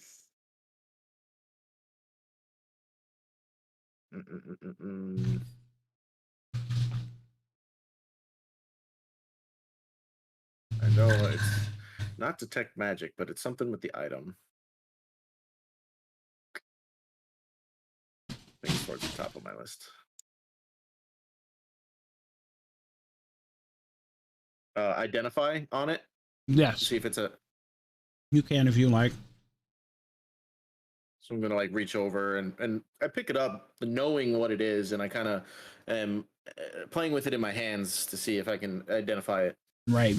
So as you're identifying this piece of dark iron, it is very apparent to you that it is imbued with holy magic. Not just radiant magic, but a truly holy magic. You feel the good and the purity radiating off of this dark iron. And it almost fills you with a type of warmth that, like, standing next to a wood stove would, you know?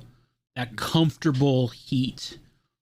And you look, as you looking it over and everything, the more that you hold this dark iron piece of metal, you are 100% certain that it came off of the padlock of your guys' missing cargo. Oi, guys. Or at least, we're inside, so I guess they didn't hear that, right? Yeah. I heard it. I turned because you're inside. I followed you. Yeah.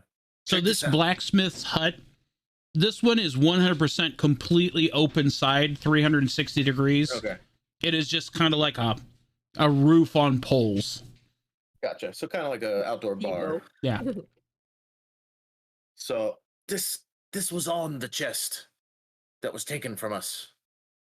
Eklund will step up closer. And I'll kind of show Eklund and be like, I feel something radiating, warmth coming from this.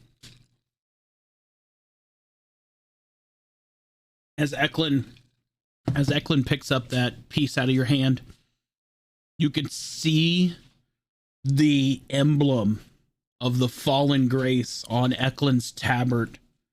It just glows this almost violet purple as you see magic pass from the dark iron up Eklund's arm, and it just kind of dissipates across his body, and that emblem is glowing that violet radiant purple.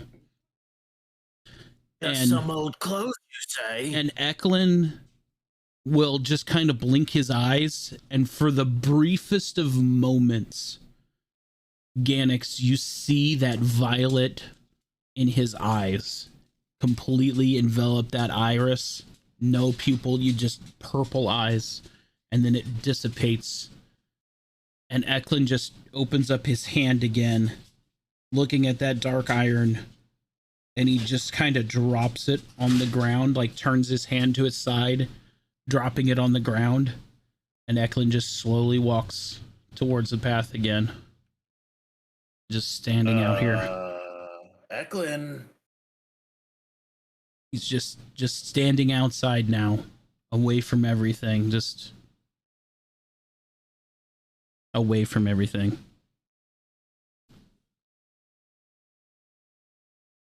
Dalbani. What's Kenpachi doing at the bar? Dalbani, did anyone else see that?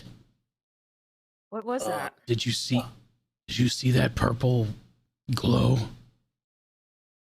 Yeah. I did. That was weird. I have no idea. I've not seen magic like that. Years, I've never seen something along that. I've been across this world and back a few times, and I've never seen radiant purple energy like that before. I don't know what to do with that. During my investigation of this, did I find anything other than the lock? As far, you can definitely tell that the blacksmith shop, like the veteran said, pilfered. Tools are missing. The anvil is over on its side. The forge is absolutely cold. There's a few chunks of scrap metal here and there, but they're all twisted and mangled. There's a giant boat anchor that looks just absolutely too heavy for anybody to move. And there's like a chunk of the anchor missing, like maybe the old smith cut a chunk off of it to make something else, you know? But there really is nothing else here of any kind of inconsequential matter. Or at least not that you were able to find. And you rolled a 24, so you were pretty thorough. Yeah, pretty thorough. I was gonna say, yeah, I don't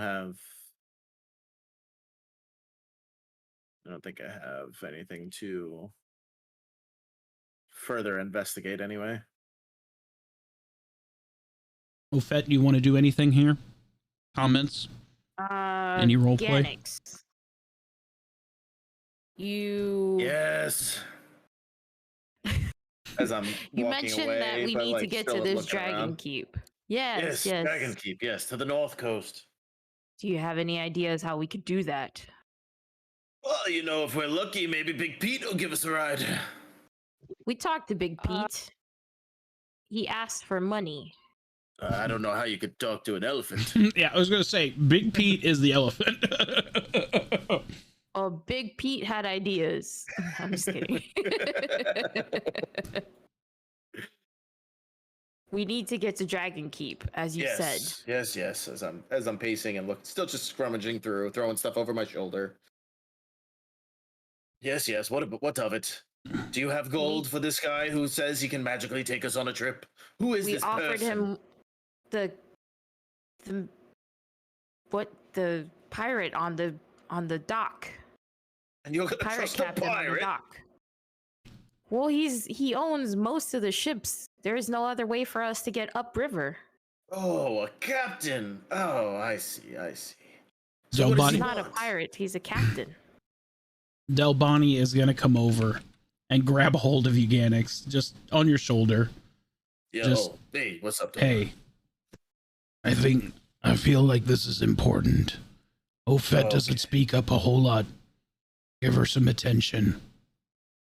Maybe she has a good idea. So now I find that anchor right here in the corner, and I'll kind of prop myself up, locker room style, like we did on the rocks. Yeah. All right. What you got? I know you're not a fan of giving away your wealth, but... Well, I don't have much, only 3 pieces of gold. We offered him 3 pieces of gold, and he turned it down. He said it wouldn't be enough to carry 6 people on his ships. So what does he want? Well, either only 1 or 2 of us goes on the ship and leaves the rest of us behind, or we have to figure out a different way to get across. Something else to offer him. What if 2 people get on the ship?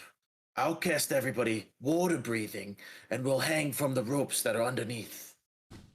What if we just race far? Ganix, that's a death sentence. That's literally called keel hauling.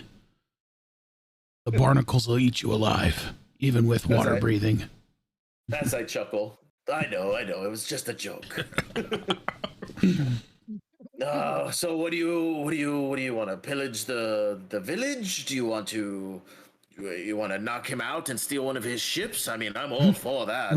With the pillage the village comment, the veteran like slides in next to you like, I hope you're still joking. Oh, of course, and I'll tap his shoulder.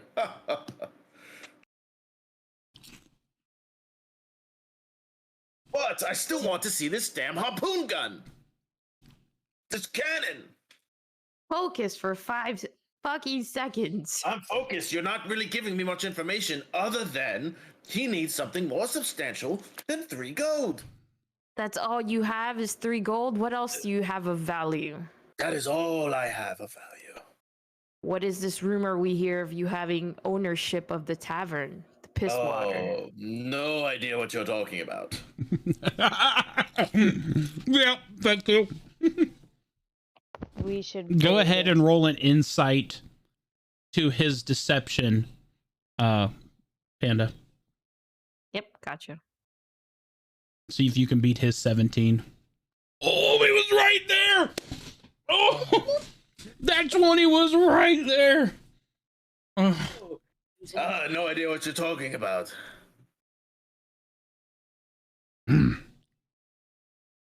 I want to pause the conversation at the blacksmith shop for a second. And I want to draw your attention because Eklund has made his way back over to the dock.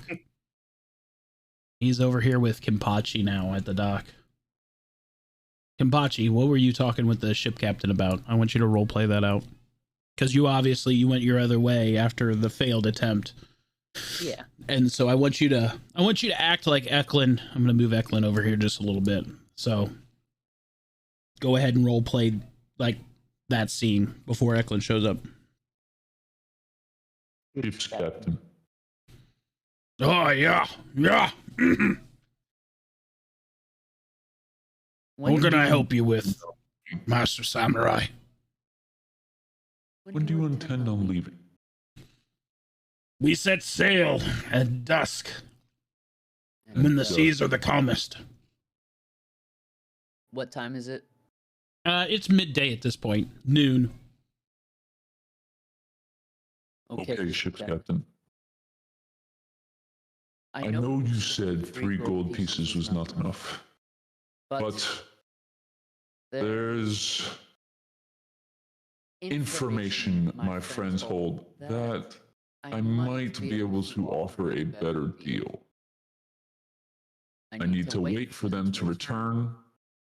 I cannot offer it myself, but it's rumored that one of our men came into ownership of a pub in this here town. Why, I'm not too keen on setting down roots here in backwater. And the piss water is a decent enough spot to get a drink, but it's sorely lacking. I don't think that'll be a sufficient trade. Eklund has walked up at this point, and Eklund just opens up his tabard, which, Kenpachi, you now see that bright emblazoned purple on it for the first time. He's just gonna pull his tabard open a little bit. He's gonna reach in and he pulls out this giant sack of gold, like a hefty bag of gold, and he throws it at the ship captain. And the captain, like, oh shit, like, yeah, well, that'll do. Eklund looks at him and just very stoically, we need transport to Dragon Keep on the north coast, and we need it now. Kenpachi, you notice a very subtle tone change in Eklund's voice, by the way. At this point, he sobered up in like seconds, right? Oh yeah, he went from kind of a drunken buffoon to like almost scary sober, like that kind of sobriety that somebody gets like after years and years of realizing just how fucked up they were. He went from drunk to that level of sobriety instant after touching that thing. Eklund, are you okay?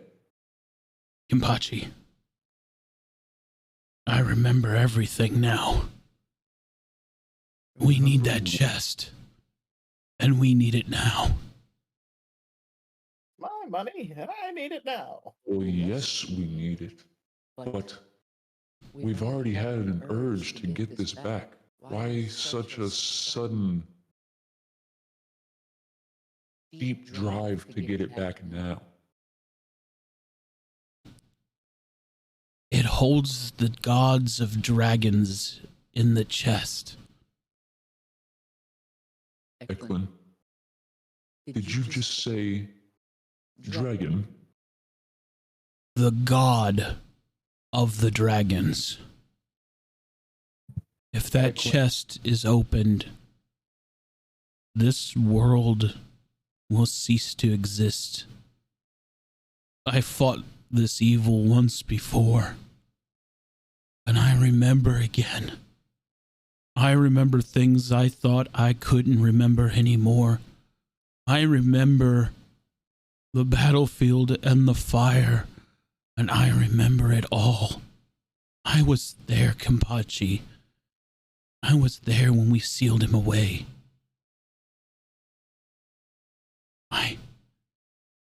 We have to get it back. We have to get it back now, and nothing will stand in our way. No mortal wealth. No, nobody. Gather the others. We leave now. And Eklund is just going to walk right past, and he's going to get on the ship. and he's going to stand at the helm as if he's going to pilot the boat himself. Go, my friend. Fetch the others immediately. Ship captain. Thank you. Uh, More men. No problem. What about this dragon god thing? Is he serious or is he still drunk? He is very drunk. Ignore every word. Oh, well, that explains why he threw so much gold at me. As I start to walk away. Go and get them.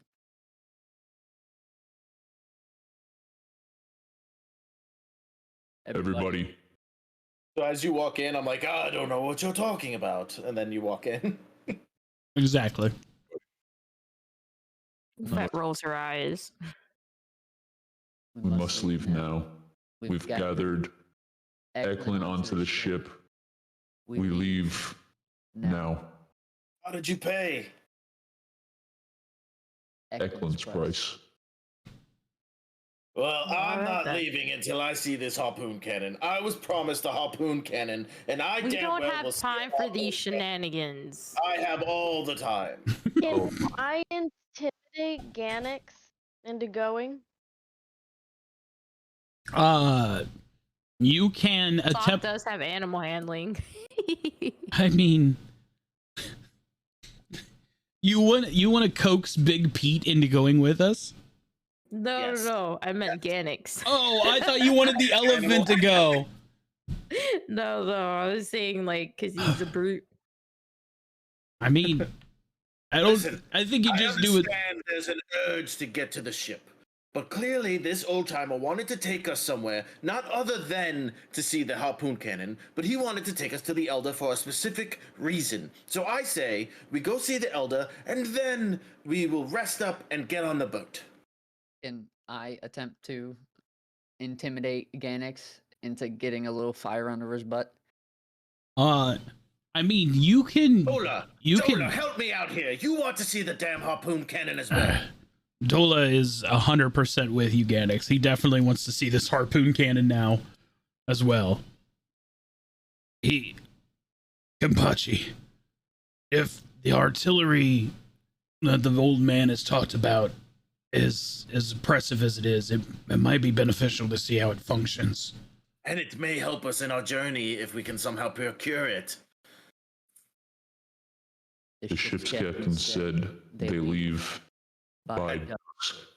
Okay, it's midday. There's plenty of time. Eklund is... He's fine. He's a drunk idiot. Do not think he is a drunk idiot. Ganix. Why? Why is that? As I'm yelling at you through the opening because you're still on the outside. Yeah, you're still outside the hut. Yeah. Just like at the entrance of it.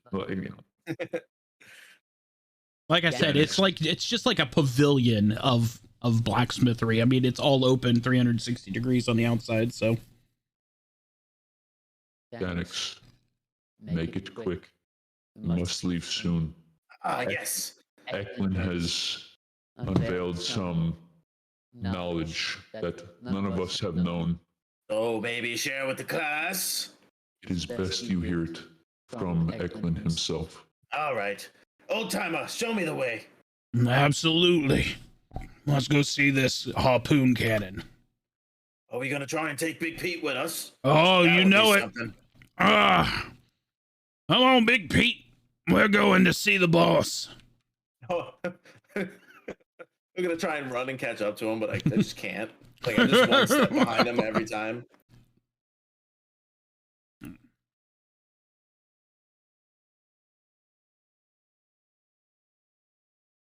Delbani is definitely going with Ganix. Ofet, where are you going? Are you going to go see Harpoon Cannon, or are you heading to the ship? Or what are you doing? I mean, you can go anywhere, really.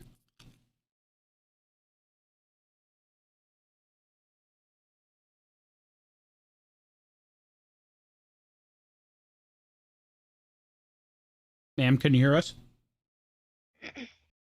Oh my god, I've been muted again. I'll go see the harpoon cannon. I'm so sorry. That's okay. My kids keep coming in and being loud, so I'm like trying not to have them interrupt. That's okay. I know Rachel's doing a fantastic job of trying to keep Millie at bay while we do this, so. All right. So let's focus on Harpoon Cannon storyline for just a briefest of moments, right? Everybody loves a good harpoon cannon, right? Yeah. Yes. Show me the booms.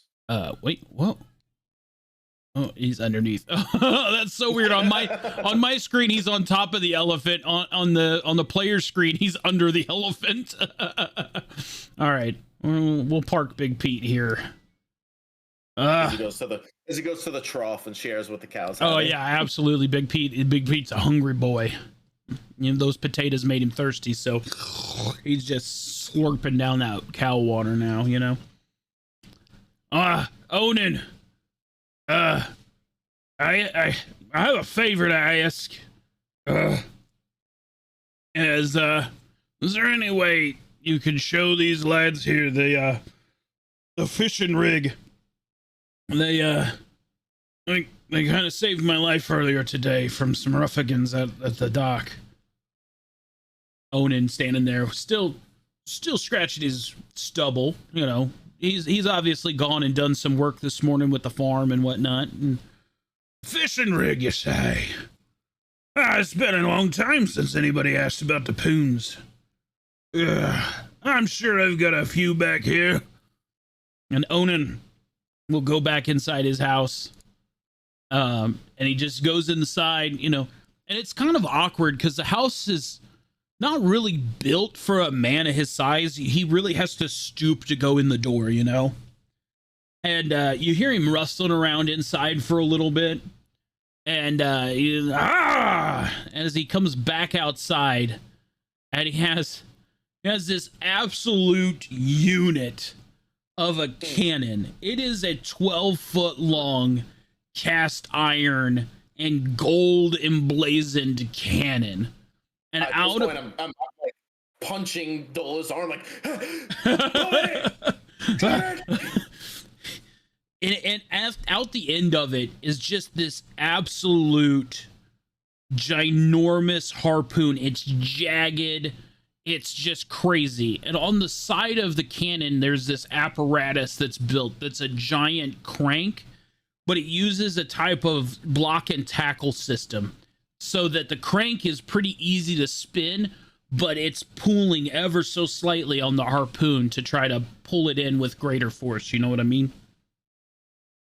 So he's like, here it is.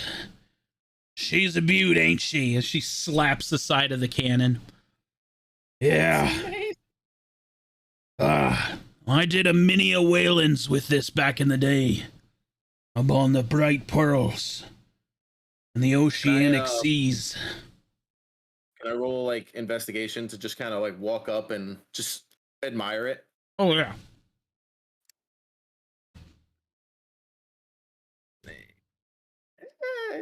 So I'm gonna just take a few steps forward. Absolutely. Dola is right behind you, just like he's peering. Because he's much taller than you, so he can just stand right behind you and look over your head. On the barrel of the gun, of the harpoon cannon, you can see this gilded engraving all the way down the barrel of this great ship, and this harpoon cannon on the bow of the ship. And you see a line, a rope from the harpoon cannon, and you just see this massive narwhal that had been harpooned, and it's very ornate, like the old pictures. Like you could see this whale in great detail, but it's all gilded in gold. And the whale had been harpooned, and you can see the front of the harpoon coming through the middle of the chest of the narwhal. And just this very stoic looking blue giant. Well, you would assume it's blue because it has the same semblance as Onan does. But his horns on the gilded, they go up and they curve back on top of his head and then peek back forward. So you could tell that whoever this cannon came from. Definitely looks like an older version of whoever Onan is. And you could just see that the cannon is meticulously maintained. Just an absolute treasured heirloom. How would some travelers like ourselves come to own something of this stature? No owning it. You'd have to pry this out of my cold dead fingers. I would gladly give every other earthly possession away before I gave this thing away. But for a price, I'll give you the blueprints and you can build one yourself. As I turn to Dola and I'm like, I just kind of look at him with like a smirk, like a giddy kid. And I'll turn back around. A price, you say? Yeah. What are we talking? I sell these blueprints to the other captains on the sea for 10 gold each. And it tells you exactly how to build the tackle and the harpoons and how much rope and everything. Everything you'll need is in the lists for you to build your own. What say you to 2 golds and a discount because we saved this young man's life and your god is still cherished through the town? 2 gold's pretty steep. I do appreciate you saving my god. He's a good man. The best I could do is 3 gold. How about I do you 5 gold as a discount? As I turn to and Dola, a thank you for saving our men. I have in my left hand, I have my 3 pieces of gold, and in my right hand, I'm in my pockets like there's nothing left. Like you're like, give me, like a kid at a gumball machine. Yeah. Dola has that single gold that he found earlier. He reaches in and he flinks it to you with his thumb, like bling. I'll catch it, and then I'll go. Flat broke. And you're flat broke, eh? Well, what say you to 4 gold? A little, you know, a little love on my side here. 4 gold. And I promise if we come across a blacksmith, we will 100% charter him here immediately, so you guys can get well-rounded with your armors and your weapons, so you can defend this village for any other intruders who may come by. 4 gold. Hopskin, what do you think of this lot? Well, sir, a very capable lot. I watched the blue guy fire a bolt of cultist in the face. Killed him instantly. They're pretty stout. I think they come from good attention. I say let them have it. Onan will reach out, asking for the 4 gold. So I will deplete my inventory of gold. And then he'll set the harpoon cannon on its butt on the ground, and he reaches into his satchel and he pulls out a small pamphlet. Like, it's like a 7-page instruction manual, complete with a hand-drawn cover of the harpoon cannon, and he hands it to you. If you find a blacksmith, send him my way. We'll call it a fair deal. And if you need any of the pots, I'm sorry to say, I don't really have a whole lot here. You might be able to find a bit of rope, but we don't have a cannon barrel laying around. And with no blacksmith, you're not going to get one forged neither. Well, I'm sure we'll find something in our travels that could help us. I thank you for the blueprint, good sir. You want to see this thing in action before you leave? As I look to Dola and I go, hell yeah! All right. As he picks this thing up, he grabs a hold of the cannon, and you could see underneath of it before, where you couldn't really see what way he was holding it. There's a whole complicated trigger mechanism underneath, and you just see him light the top where the fuse is, and he holds this trigger underneath, and as the fuse burns down, it disappears. And he goes, all right, here we go. And pow, as that harpoon like, and you realize that it's not held by rope. It is held by chain. This iron chain, as it like out down this range where it's like a cattle field behind his house. And at the end of the field, there are all these barrels and everything. And he just harpoons a barrel like, and then you just see him reach up and he starts to crank that block and tackle. And that barrel just starts to slide closer and closer to the house as he's reeling in the chain, like, and he's making it look real easy because he's a friggin' giant. And as the barrel approaches the house, you realize that this is not a small barrel. This is a massive barrel. We're talking almost 10 foot tall and probably 6 to 8 foot round, as he's just pulling this barrel with this harpoon cannon back across the field. And as it gets closer and closer, you just see him. He finally gets up and he reaches up and he grabs the harpoon and he unhooks it and he pulls it back through the barrel and rehooks it to the chain, and he reloads it like a shotgun almost as he shoves this harpoon back into it. And he turns around, biggest smile on his face, like, what do you think about that, boys? I need it. Dola, how cool was that? Dola, just stoic as ever, nodding and grinning in great approval. We need it.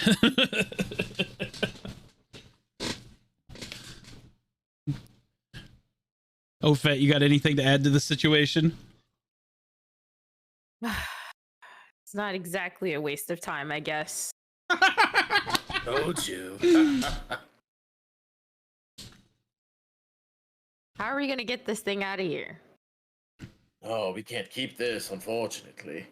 Unless you then it is a waste of time. Unless you want to fight the big guy. Yeah, I wouldn't recommend going up against Honan. I've seen him take on a lot of people at the same time, and they're not with us anymore. Hell, I once seen him wrestle Big Pete for sport during the summer festival. And even Big Pete, I think, would have lost had Onan not, taken it lightly on him. Anyway, where are y'all off to now?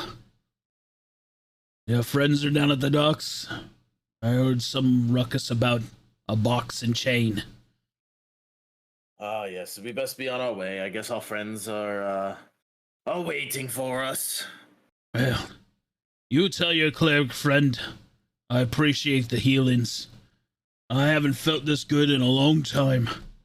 I might even do an extra patrol tonight. Thank you very much, old timer. And I never got your name. It's Hopskin. Hopskin, thank you. Yes, Ganix, as he reaches out an arm to shake your hand. And I'll reach out and do the old medieval forearm shake. Forearm shake.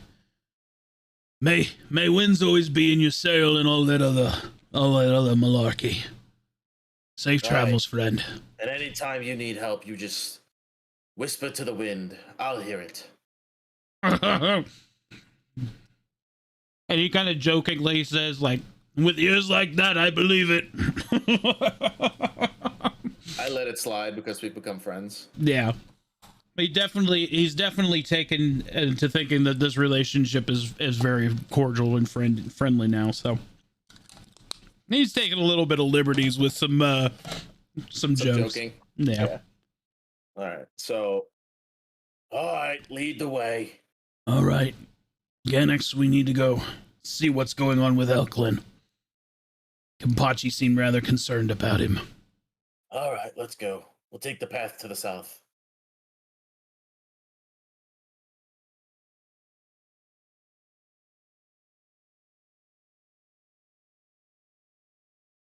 All right. As we get all these character tokens moved back over towards the... You guys go that way. I'm just gonna sneak back into the bar. Oh, Right now. I'm gonna see if that guy's still passed out.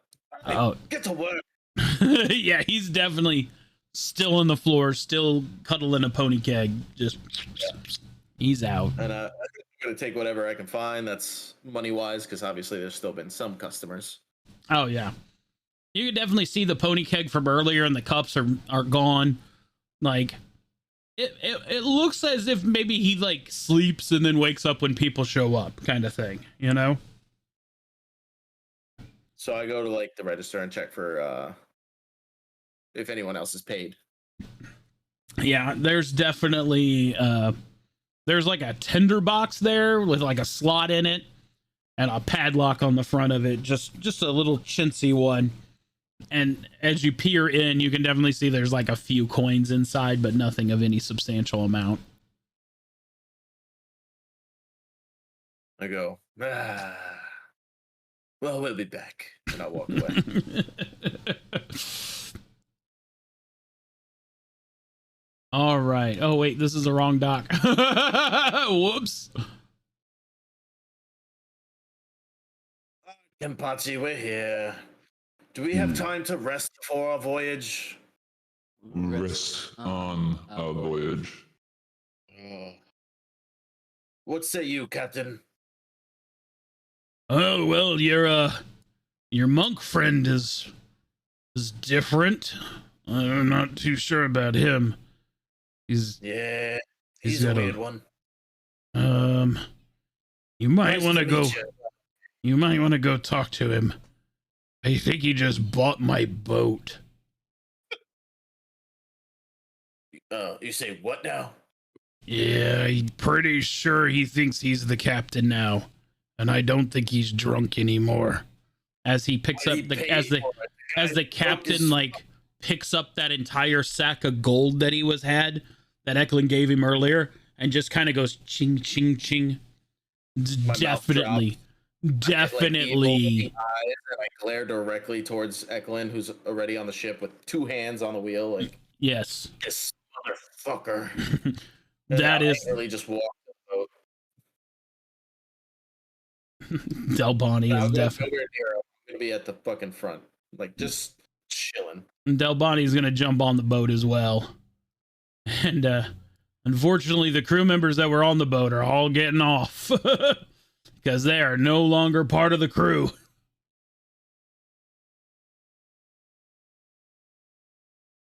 Sloth, what are you doing? Oh man, I just realized I'm not at the, there we go. Right dock, there we go. I almost forgot that I didn't have my mic down. I am going to jump on the boat. All right, Ofet. Yeah, same on the boat, please. I can't move. I'll take care of that. Yoink. All right. All right, well, she's yours now, Captain Eklund, sir. Pleasure doing business with you. There's about 10-day worth ration on there. Should get you wherever you need to go. She's a hardy vessel.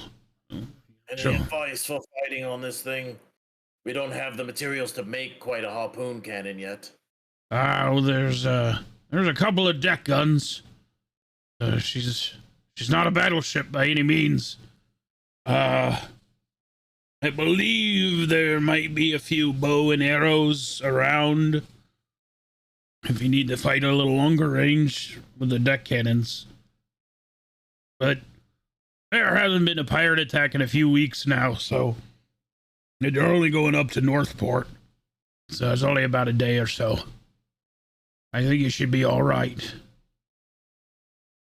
Eklund just looks at the captain. Former captain. Yes, indeed. Sloth, pull up the anchor.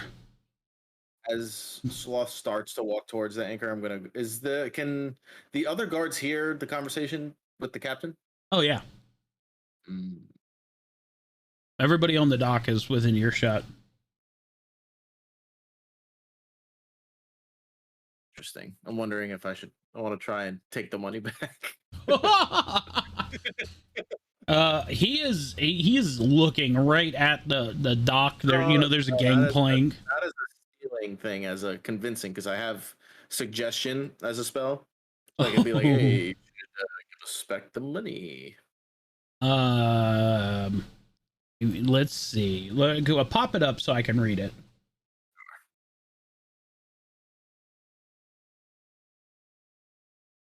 Suggest a course of activity, limit to a sentence or two. Magical influence a creature you can see within range and hear and understand you. Creatures that can't be charmed or immune to this effect. Suggestions must be worded in such a manner as to make the course of action sound reasonable. Asking the creature to stab itself, throw itself into a spear, immolate itself, or some other obvious harmful active spell. Target must make a wisdom saving throw. On a failed save, it pursues in the course of action you describe the best of your ability. The suggested course of action can continue the entire duration. Okay, yeah. However, I will say he gets to make this throw with advantage because he's a pirate at heart, and a bag of gold this size is very near and dear to him. So he'll get to make 2 saves to try against this. Okay. Group. Are you okay with that course of action? I don't think it's worth it. Start a fight before we have to leave. Like, if he saves the throw, it doesn't mean it works. He's just gonna chuck it off, Yeah, you're funny. Unless it's a 1 or a 20. In which case I'm screwed, but I think either way. I want the money. Roll it. All right. DC 12 wisdom save. My wording. It doesn't matter. So there's the. Oh, wait, that's Eklund's. Hang on. Oh. Okay, let's try this again. My wording is going to be different though than just give me the money. All right, how do you want to word it before I roll the second one? Yeah, it's going to be leave the money, but if you so incline, go spend it all at the tavern at the pub down the road. So really what you're trying to convince him is either give you the money or go spend it at your bar. Yeah. Okay. So here's the second roll. Oh. That dirty 20. That's going to make a save. Hey, a bandit captain. Hearty laugh. You think I'd just give you this back? I'll make sure to put a few coins in the box for you. As Sloth is pulling the anchor up, the other bandit guys here are cutting the ropes loose, and the ship starts to pull away, and the gangplank gets pulled back onto the dock. The bandit captain just gives a nice hearty wave as the ship starts to set sail into the oceanic sea. And that and that is where we're going to end this episode.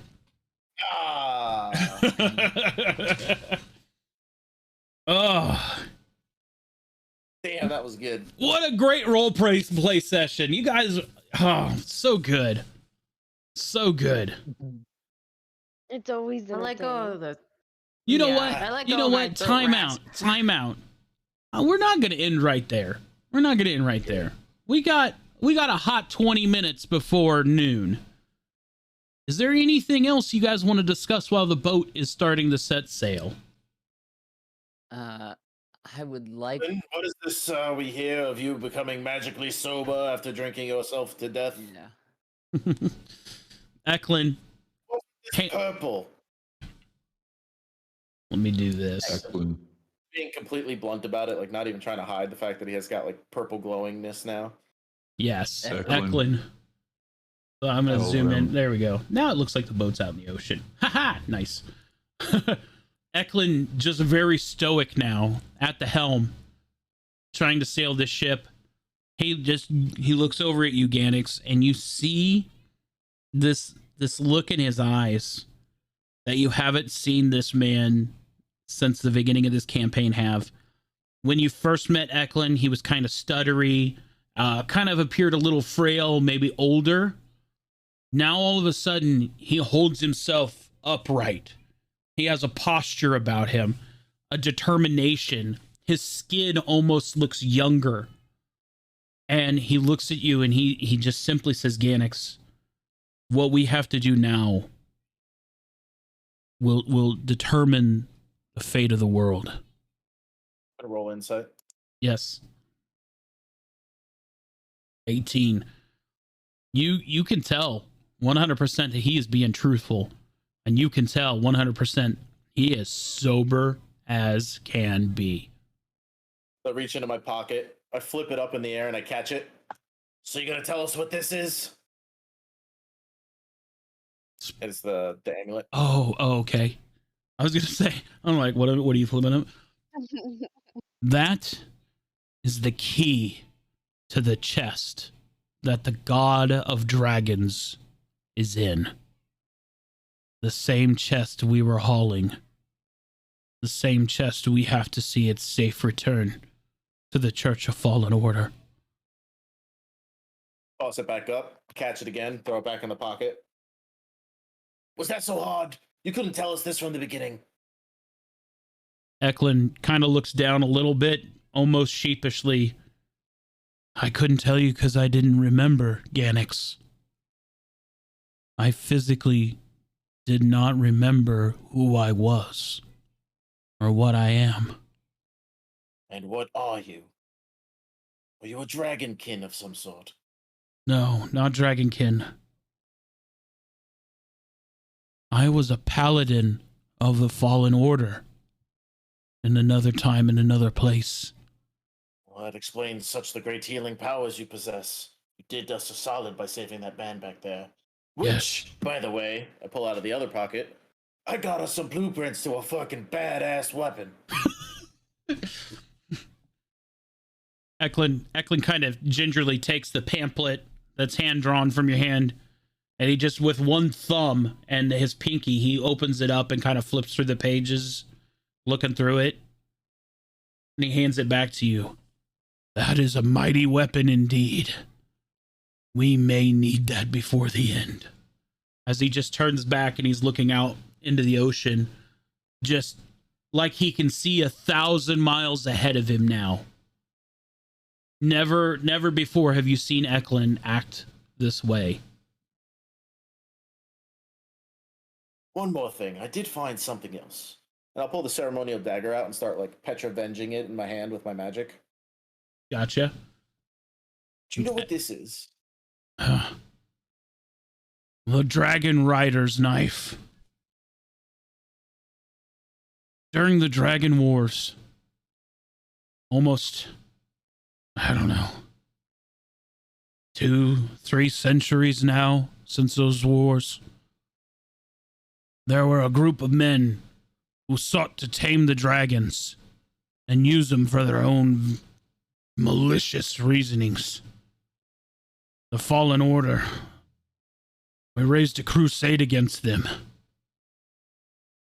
We fought them, slayed thousands of dragons, and those like-minded individuals as well, all for the sake of the world.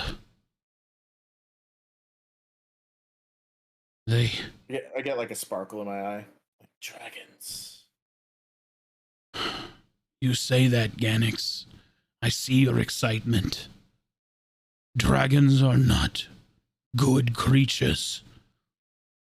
They grant wishes, but they're twisted and wrong. They only seek destruction and ash. I'm well aware of what dragons can do as I turn around.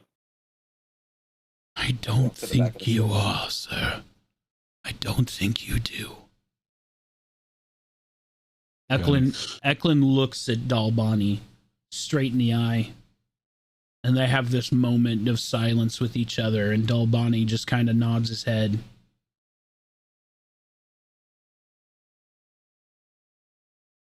Yeah. Ganix. What?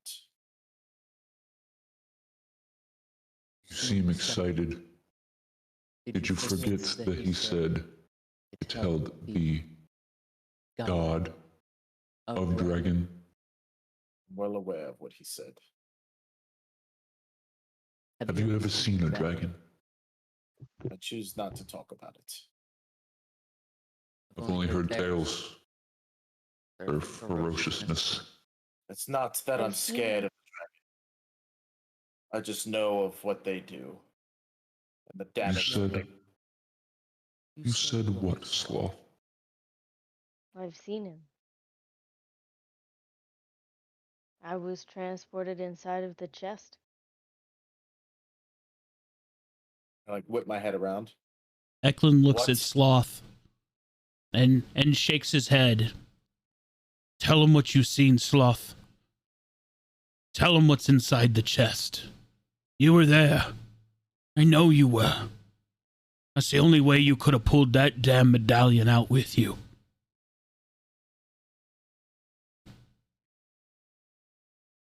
He's the largest thing I've ever seen in my life. He laughed at me as I tried to kill him.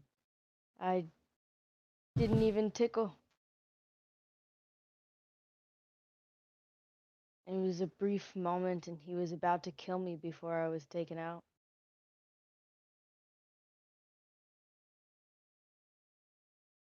Do you think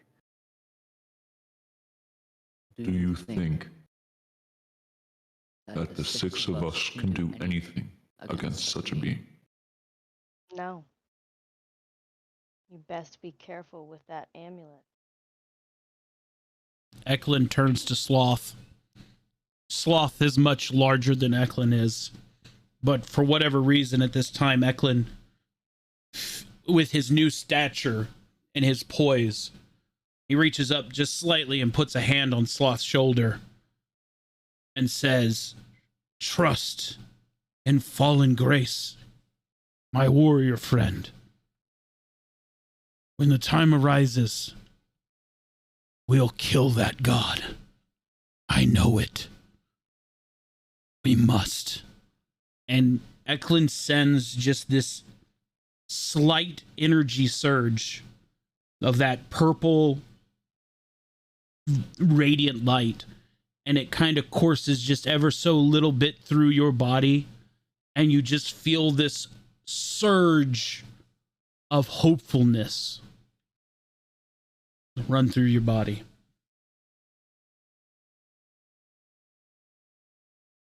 Well, I just fall silent. We can do this. All of us. We'll have to fight together for sure. But we need to get to that chest before the others can figure out how to unlock it. If we can do that, it won't matter. Because we can get the chest into the hands of the Fallen Order, and it'll be safe once again. But with it out in the wind like it is, the whole world is in danger. And Eklund will just grab the helm once again. And he'll look forward and he'll bark with an authority you haven't heard yet. Now let's put all the wind in this one sail, and let's make this barge fly. And Eklund just surges this boat with that purple radiant energy. And the ropes and the wood and everything just tighten up. And it's like this whole ship is underneath his control now. The sail pulls even harder. The sea parts almost. And the boat immediately picks up velocity as it's just cutting through the ocean now. With like, everyone should roll acrobatics to see if they stay on their feet with the gust. Damn, you beat me to the punch, Slow. Everybody roll acrobatics to see what your footing is at this time. You literally beat me to the punch on that one. Sorry. I was like, oh, you knew exactly where it was going. I was like, how great would it be if people just fell back and flew into the wall or something? Which it looks like most of us are going to do. So. Oh, yeah. Sloth, sure-footed, is going to be able to stand upright. Ophet, Kenpachi, Ganix, and even Delbani, all of you are going to be pulled like, oh, geez, as a sudden surge. You're not knocked down on the deck or anything, but that sudden impulse definitely moves you around the boat as it just takes off. And now that is where we'll call this episode. That is a great place to end it. That was a good episode. Bravo, Jolly. That was phenomenal. Everybody did a great job. Oh, yes. So good. Back to Scottish. So good. I got a lot of shit done. Yeah. This was a very heavy role play session. I had intentions to cause a little bit of a ruckus because the session without any kind of fighting is kind of, whatever.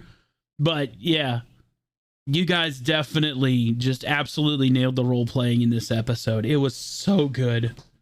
So good. I kind of wanted to fight the big guy for the big cannon, but I understand that we can't. I knew you wanted to, Slow. I could tell that you wanted to.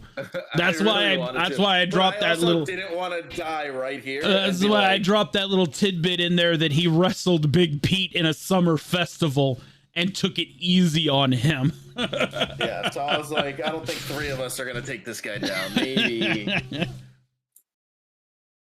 Hey, I came out with a pub. Yeah, Slobo owns a bar now. How about that? And the persuasion check for a nat 1. Come on. So good. That was funny. This was good. This was a great round. Yeah. Anybody want to take a guess at the future? What the next episode holds? I have off stuff that I want to talk to you about. Okay. But I think that we're probably gonna get into some endeavor on the boat, like in travels. Probably another Kraken of some sort would be my guess. I mean, unless we, fast travel, which is possible. Is this gonna be a long short rest? Anything like that, by the way? The boat is making great haste. Y'all are definitely able to. We left immediately, or did we do a short rest and then leave? Oh no, Eklund is. He's on like a mission. He is on a crusade. He is. He has remembered who he is, and what exactly is at stake now. Eklund is full bore into the wind. This has got to happen today. I wonder if I left anything at that first dock when I didn't know that I had, understand all languages. Mm-hmm. The guy who didn't speak English. So, I wonder if I used something on him, if I would have been able to get more, not even information, just more stuff. I'm greedy. I think you did all right, Slow. I think you did all right. You did really good with what you did. I think everybody did. I love the role play. I love the interaction. I mean, fucking drunk ass Eklund ruining my stealth. All he had to do was wait for maybe 5 more minutes, and I would have been coming up ashore. But no, gotta go fucking punch somebody in the face with your mace. Yeah. Yep. I'm kind of expecting some action on the boat a little bit, and then somebody needs to get seasick. Some bandits. Oh, I'm gonna get seasick because I've never been on a boat. Yes. Yeah. Does anybody have any proficiency in sailing at all? I don't even know how to check that. When you click on, definitely interesting. When you click on your character sheet and you go to your features, does anybody have anything that is sailing or water based? Does anybody have a backstory of being on the ocean? Grappler, Empower, cantrip, I imagine, and this is just my headcanon, but I imagine Ofet has been on a boat a time or two being a monster hunter. They travel the world. I know Dalbani also is a world traveler. He's been all over the place. Kenpachi is definitely far from home as well. So I could almost imagine him being on a boat at least once. The only thing that I feel like might help is that I have a resistance to cold damage with being mountain born. There you go. It might help. So I don't need to sleep, but if I use trance, does that give me a rest? Yeah, trance would give you there's the same benefits as a short rest, I believe. It's kind of like a meditative state. Yeah, it's 4 hours. I wouldn't worry about it. Oh no, that's the long rest then. Okay. I wouldn't worry about it. 4 hours a day I meditate, and it gives me the same benefit as 8 hours of sleep. Yes, so that would give you a long rest, but don't worry about using it right now. We've still got time on the boat before any of that, anything further would kick off. So you all got time, you know. Such a good episode. Did we, all right. No leveling up or anything has happened. No, this is a heavy role play one. No level ups there. You get to keep whatever items you pilfered today. You know, which wasn't a much because, you know, it wasn't a whole lot of fighting or, you know, anything of that nature. But you learned a lot. Eklund remembers. Sloth has shared his experience about what happened in the chest. You know that amulet now is a key. A key to opening that, unlocking that chest. And a lot just happened. A lot happened. A lot of lore about what's happening. So, I think that's where we're going to end. Thank you all so much out there in Chatland. I appreciate each and every one of you. We will be back in, I believe, 2 weeks for episode number 4 of this Discord one-shot campaign. That's no longer a one-shot campaign. I don't even think we should. Keep lying to ourselves about this being a one-shot campaign at this point. It's a campaign, man. Maybe. This is a full campaign now. Listen, if it goes 30 episodes, I'm okay with it. Seriously. All right. We'll talk a little bit more off stream, get a hot wash going. You guys will ask you questions you want to ask off stream. But in the meantime, my name's Fat Jolly Guy. I love your face. And this is Discord D&D signing off. Have a wonderful day.